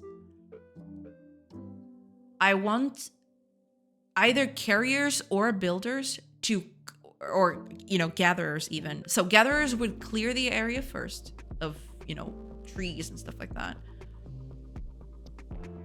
Then carriers would come in with the goods that the building needs. So all of these costs, they don't magically disappear from your storage just by plopping down a building. I actually want characters to move and deliver the units here.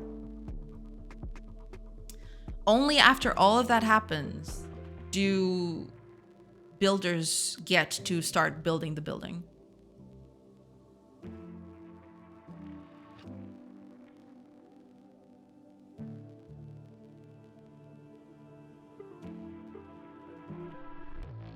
Yeah, I think that's it. Yeah.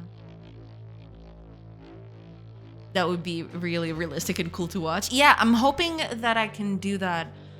Well, not easily, because I do have to set up a few things for that to happen, but it shouldn't be that difficult to get to do, I think. Just a matter of, well, keeping all of this in check, which is... Also, yeah, I just realized something. Also, depending on the priority of construction,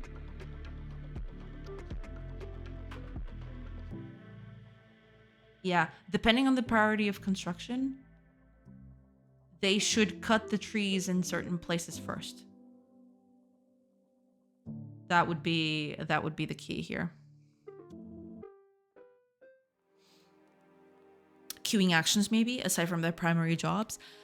It doesn't have to. I mean, I do have kind of an action queue in store. It's just a matter of adapting it to this specific need. That should be it, yeah.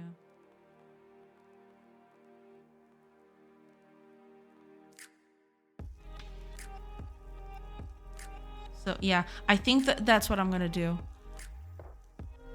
The gatherers, all gatherers, will, before checking here, before checking if they can get built, I'll have gatherers come in. Gatherers includes woodcutters, all of those things. I'll have gatherers come in and delete, or rather, extract the resources from this location, from the location of the building itself that is going to occupy it.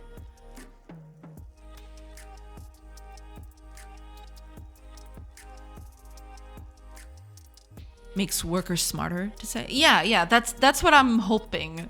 I want them to feel smart. I want people to feel like they're actually, there's some thought behind what they're doing, for sure.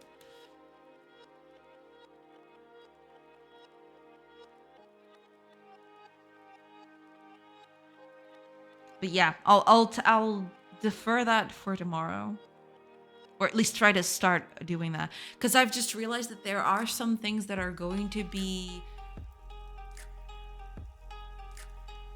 some of the stuff is going to be a bit messy in terms of delivering goods and stuff like that. But you know, could be worse. If they do not have material loaded on them, they should get it from stores depending on their momentary positions, rerouting themselves and moving to high priority construction sites. Even thinking that, maybe excited about it. Yeah, that's what I'm hoping to do. Yeah, absolutely. But yeah, it shouldn't be... I mean, I do have to make some changes for that to happen, but it shouldn't be that difficult, I don't think. It's just a matter of switching a few things around, hopefully. Actually, what happens now? Because there's a whole storage thing in here. Well, yeah, because she's going for the corner, not exactly to the building itself. Which I probably need to work on that too. I just realized.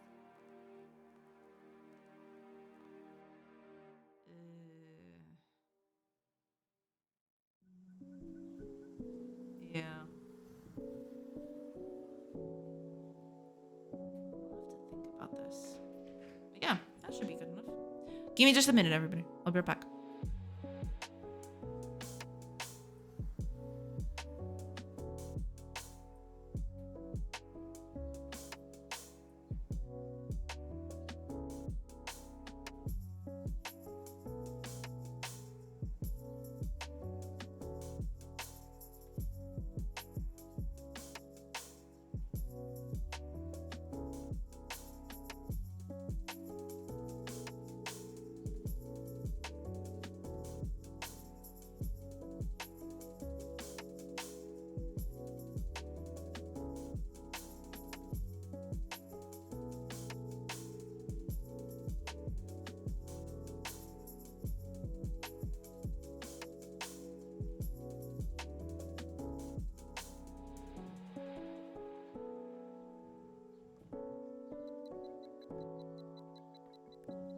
Hey, yeah. Sorry, everybody. Had to take a break. Yeah, I just realized that I'll need a bit of...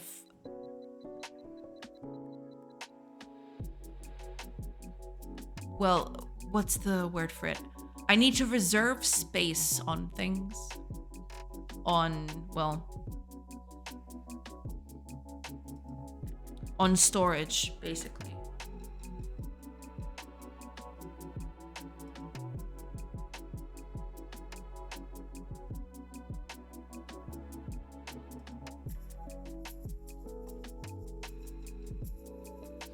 That's the thing. Because, yeah, I mean, carriers right now,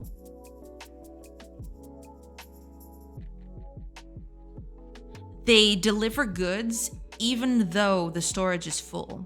I just realized. I have a storage right here, but they don't do it. They just fetch the first one.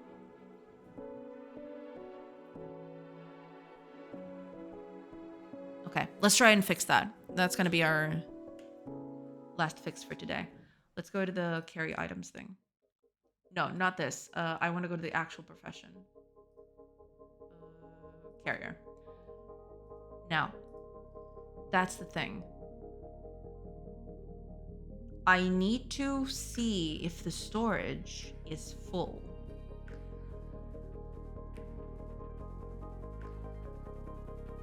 And if the storage is full... Well, I'm checking here.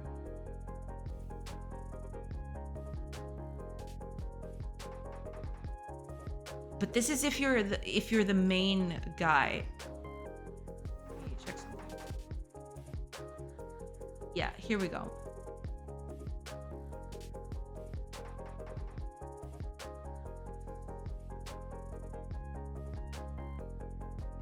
I need to check if that storage is full here.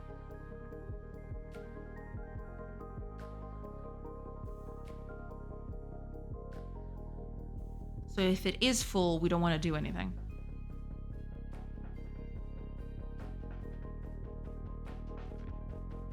They can put materials outside if the store is full or waiting at the door. Popping out a speech bubble would say the storage is full. Yeah, eventually that is what's going to happen. They'll just put it down anywhere. But for now, if it's not full, they'll just leave it at the building. Let's see here.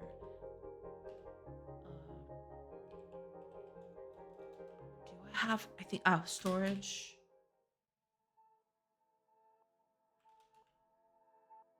Do I have, no, wait a minute. There has to be another way.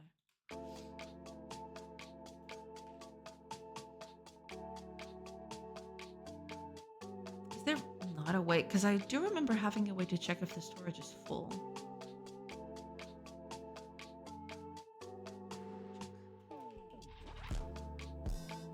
He is full. Right, there it is. Yes, this one. So this is in storage. But in this case... What is this storage? Ah, it's a component. Okay.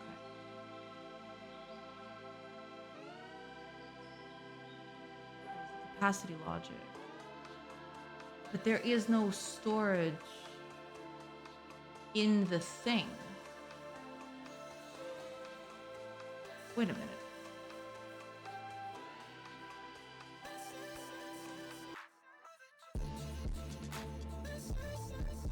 Ah. Probably have to change this soon. A meta idea, villagers talking to each other. I want that to happen when they're idling. So if they're idling, eventually I want them to interact with each other, or even while working. That could also be a thing. Just so long as they stay in their working station. If they see someone coming about, yeah, that'd be a cool thing to do. But yeah, right now I'm thinking about that only when they're idling.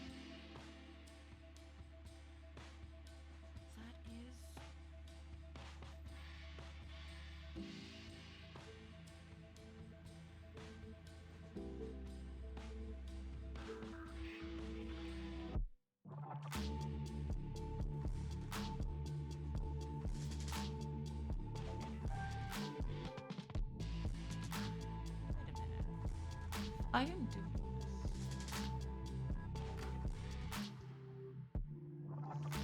Yeah, I'm doing all of that, but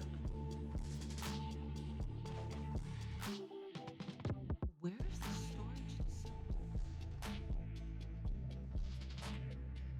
Ah, wait a minute, because this is the template. I don't want the template. Yeah, that's what I was missing. Okay.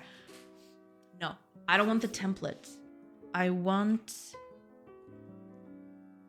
the actual instance.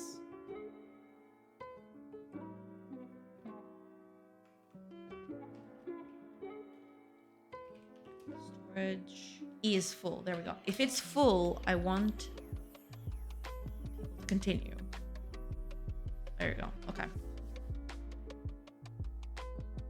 I would like to watch them speaking while working. Yeah, I probably should do that too. Yeah. So that I could hook up with the game full time, even if I gave orders at the time. Yeah.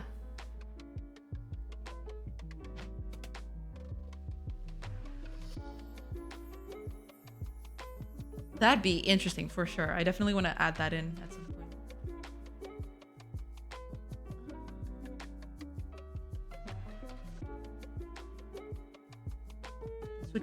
This would be the target. Yeah.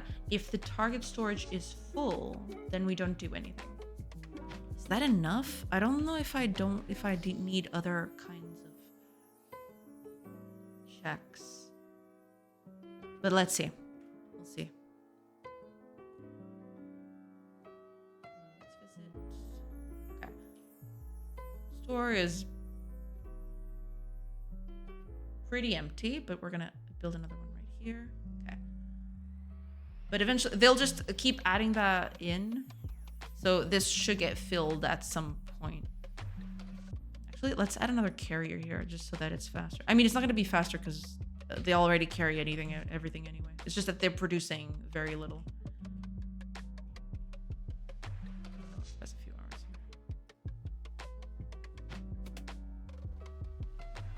here. Hour by hour now. Okay. How much are you carrying here?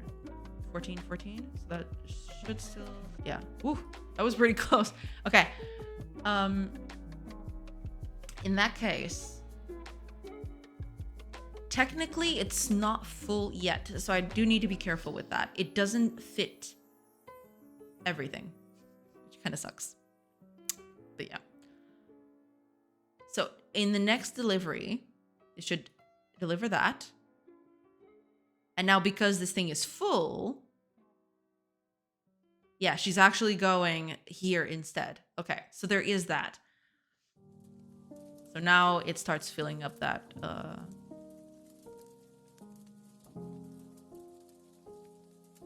storage instead. There we go. Okay.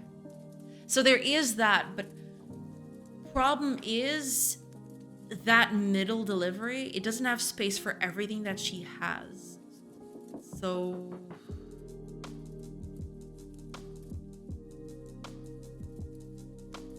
yeah. I will probably need a reserve though. I'm just thinking. Because this character is going to deliver here.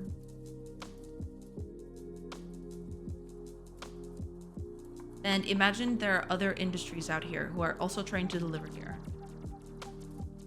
The first character to deliver should reserve that space. Or maybe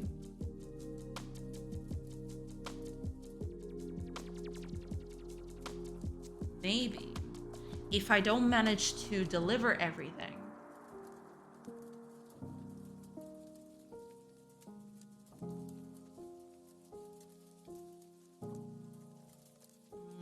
this is going to be a little more complex than I thought. Because if I don't manage to add everything to it,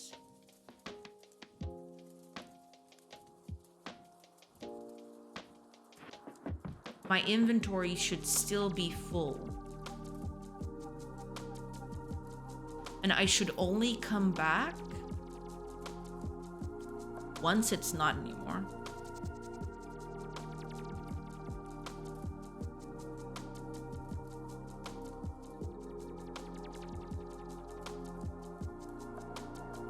That's the thing.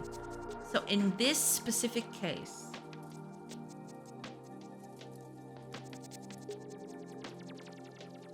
remove from the storage, add to the inventory. And then you remove from the inventory. You don't want to remove from the inventory, at least not yet.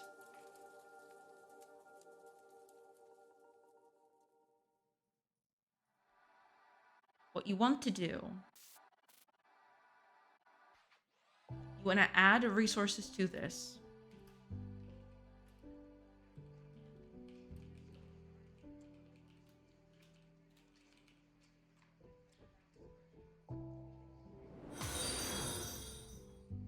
Wait, is that an int? It shouldn't be though.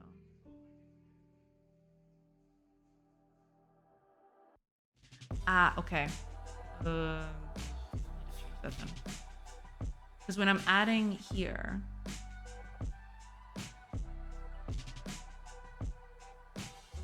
yeah, that's a bit of a mess.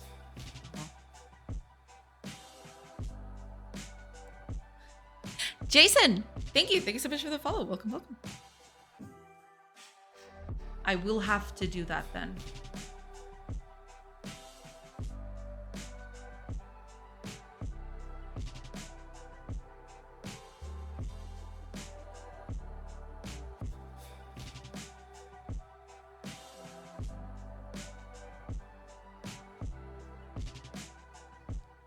Because in this case, I'm adding to the storage.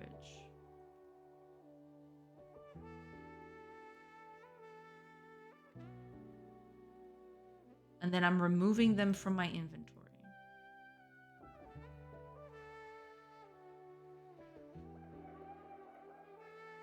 Yeah, I'll have to rethink about this. Because I'm thinking, a character should always go with their inventory as full as possible.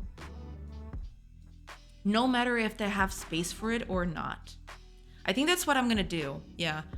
Instead of, reserving things, I am going to fill the inventory space of the carrier with it, which as much as I can. And then I go through buildings trying to deplete that.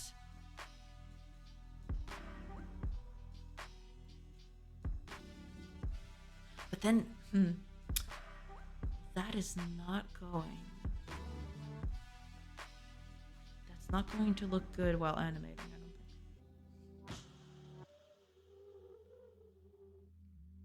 Or maybe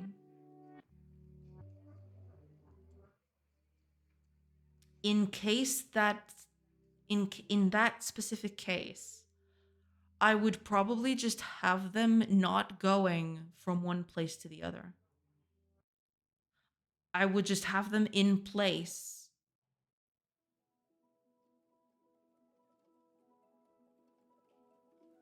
Dropping off resources instead.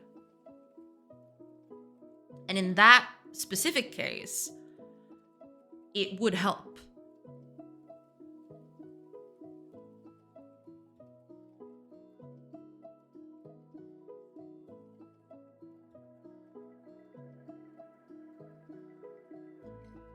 Yeah.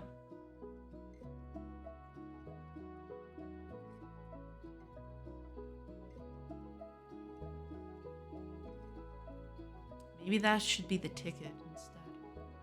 Because carriers are a very specific kind of worker in this regard.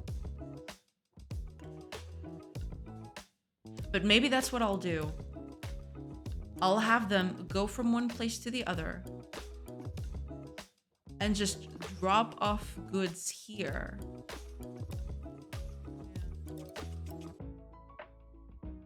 Instead of going back and forth. Maybe that should be the ticket.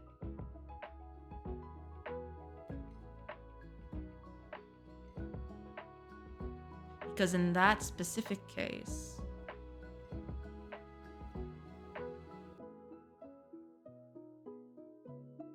it wouldn't be as noisy.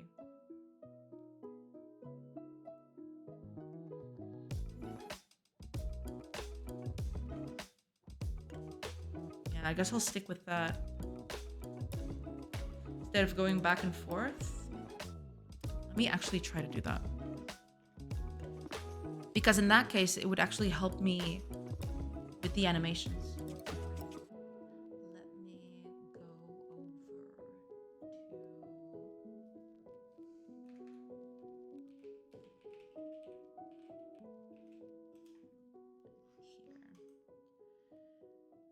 When we're doing the animations for that,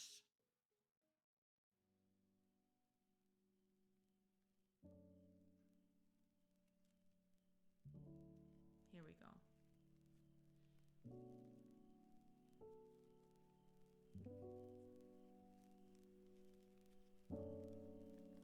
That is the thing. They are bringing about goods back and forth.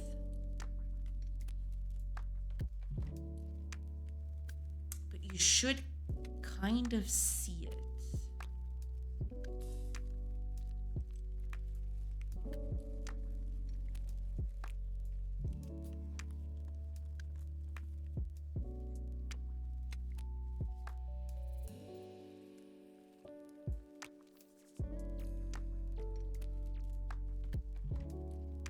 Unless it's so fast that they can come back immediately.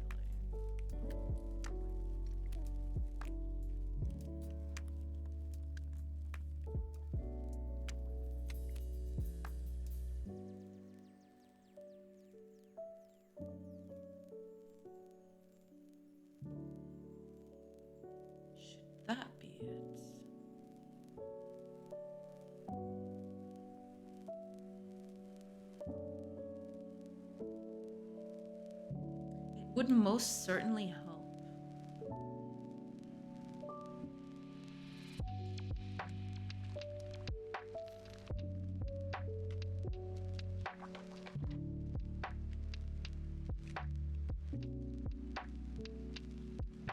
But when they're close by,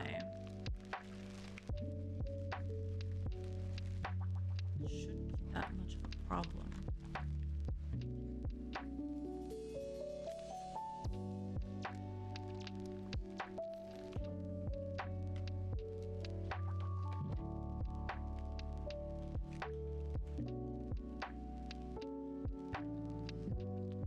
I'll have to think about this.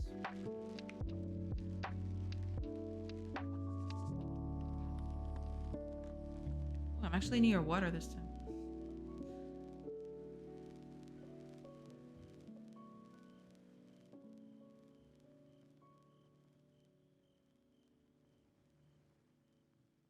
It's still going about because there are other actions in the docket. I think that's why that's happening. This doesn't matter. The number doesn't matter. What matters is that there's still this queue here of stuff to do.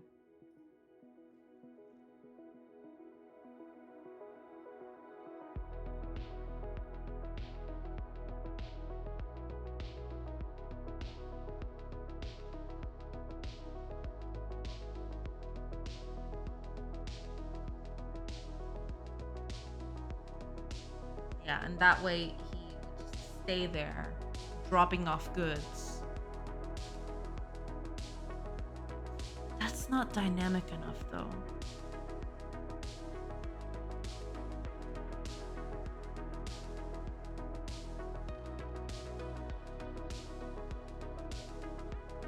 It's not dynamic at all. I would much rather. I mean, that could still be a thing, actually.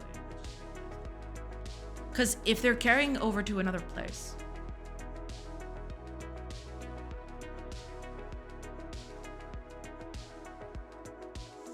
that would still work. Because at the beginning,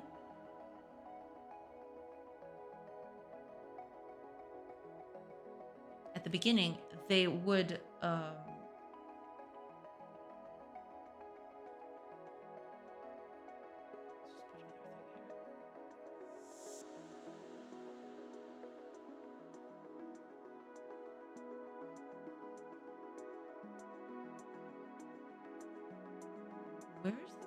Why is the carrier doing nothing?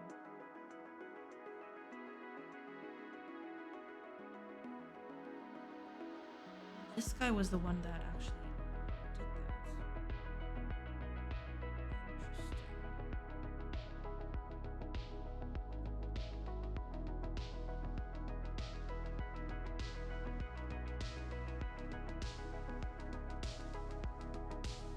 that. Yeah, I'm assuming that this is an order thing. I'll have to fix that eventually. But despite that,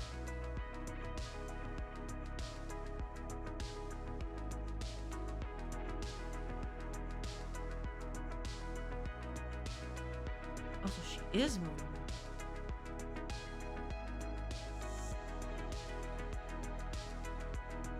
Kinda confused with that, but okay.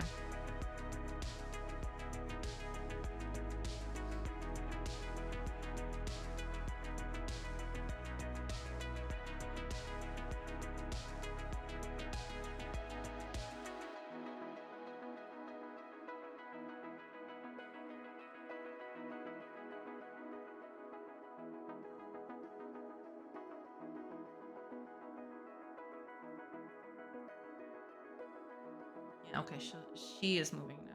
Okay, that's fair. Yeah, she's the one moving now. That's fine.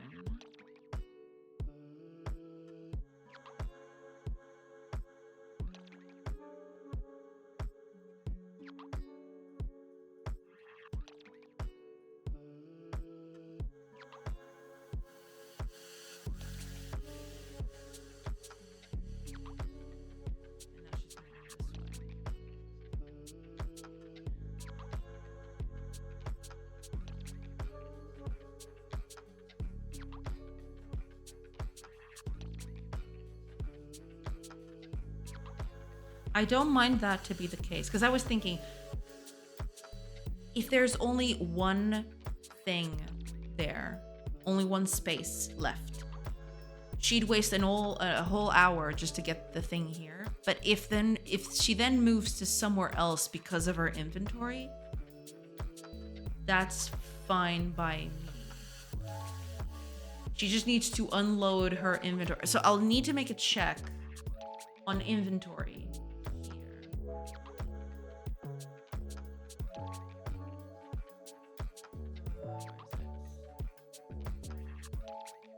Oh, as we're about to begin. No, snooze those. I probably need to go into next. Please snooze those. Thank you.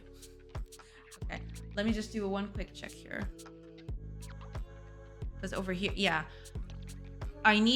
What I need to do here is, if she already has stuff in her inventory, she is not coming back. She's gonna continue moving towards a new location and then bring whatever she can back.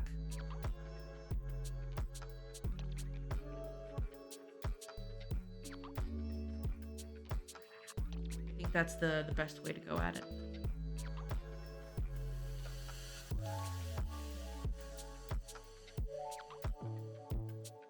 Or maybe I just go at it both ways. The carrying of units maybe should just be a one-way trip. But then you'd waste 2 hours just going back and forth instead of one for the back and forth, which feels a bit better.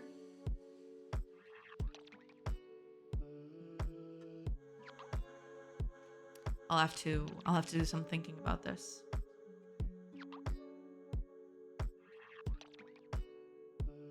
But, you know, we're getting somewhere. Just small steps. It is a thing. It's okay. No problem about it. All right, let me see who are the cool people we're going to raid today.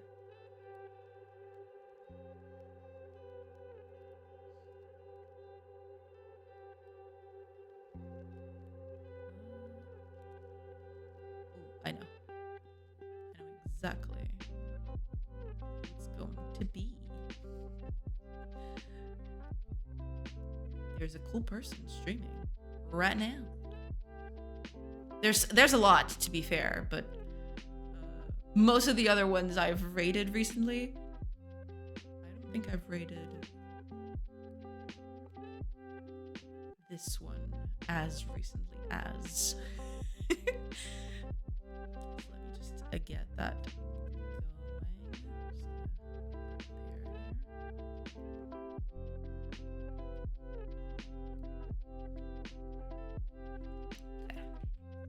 Probably won't even need to copy the name, but you know, as one does. Alrighty. Yeah, I think it's happening. We're going to raid the Setolix. I haven't raided Seto in a while, to be fair. Thank you for this stream. Thank you so much, Year End. I haven't caught your streams lately. I really want to do that at some point. I hope the game is coming along well. I didn't even ask. I'm so sorry. I'm terrible. But yeah, hopefully things are going well on your end.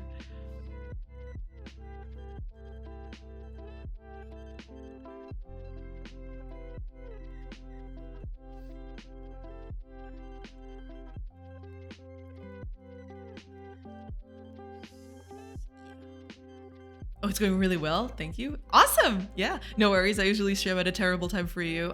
Yeah, that's the... Because I'd love to raid you a bit more. But unfortunately, yeah, you're not usually at the time where I raid out.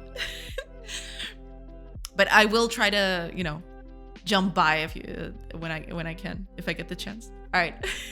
Let's get the Seto raid going. It's happening. It's happening, y'all. Seto is a very cool streamer. He's doing some wacky shenanigans as he usually does, but he also is making games. And in C# no less. But he is doing it in Unity, whereas we're doing it in Godot. But that's okay. We appreciate every engine around here. But yeah, we're just gonna get that raid going. Very cool. Yeah, and I think I do have to think a bit about how this is going to work. The problem here is a bit of the concurrency statement.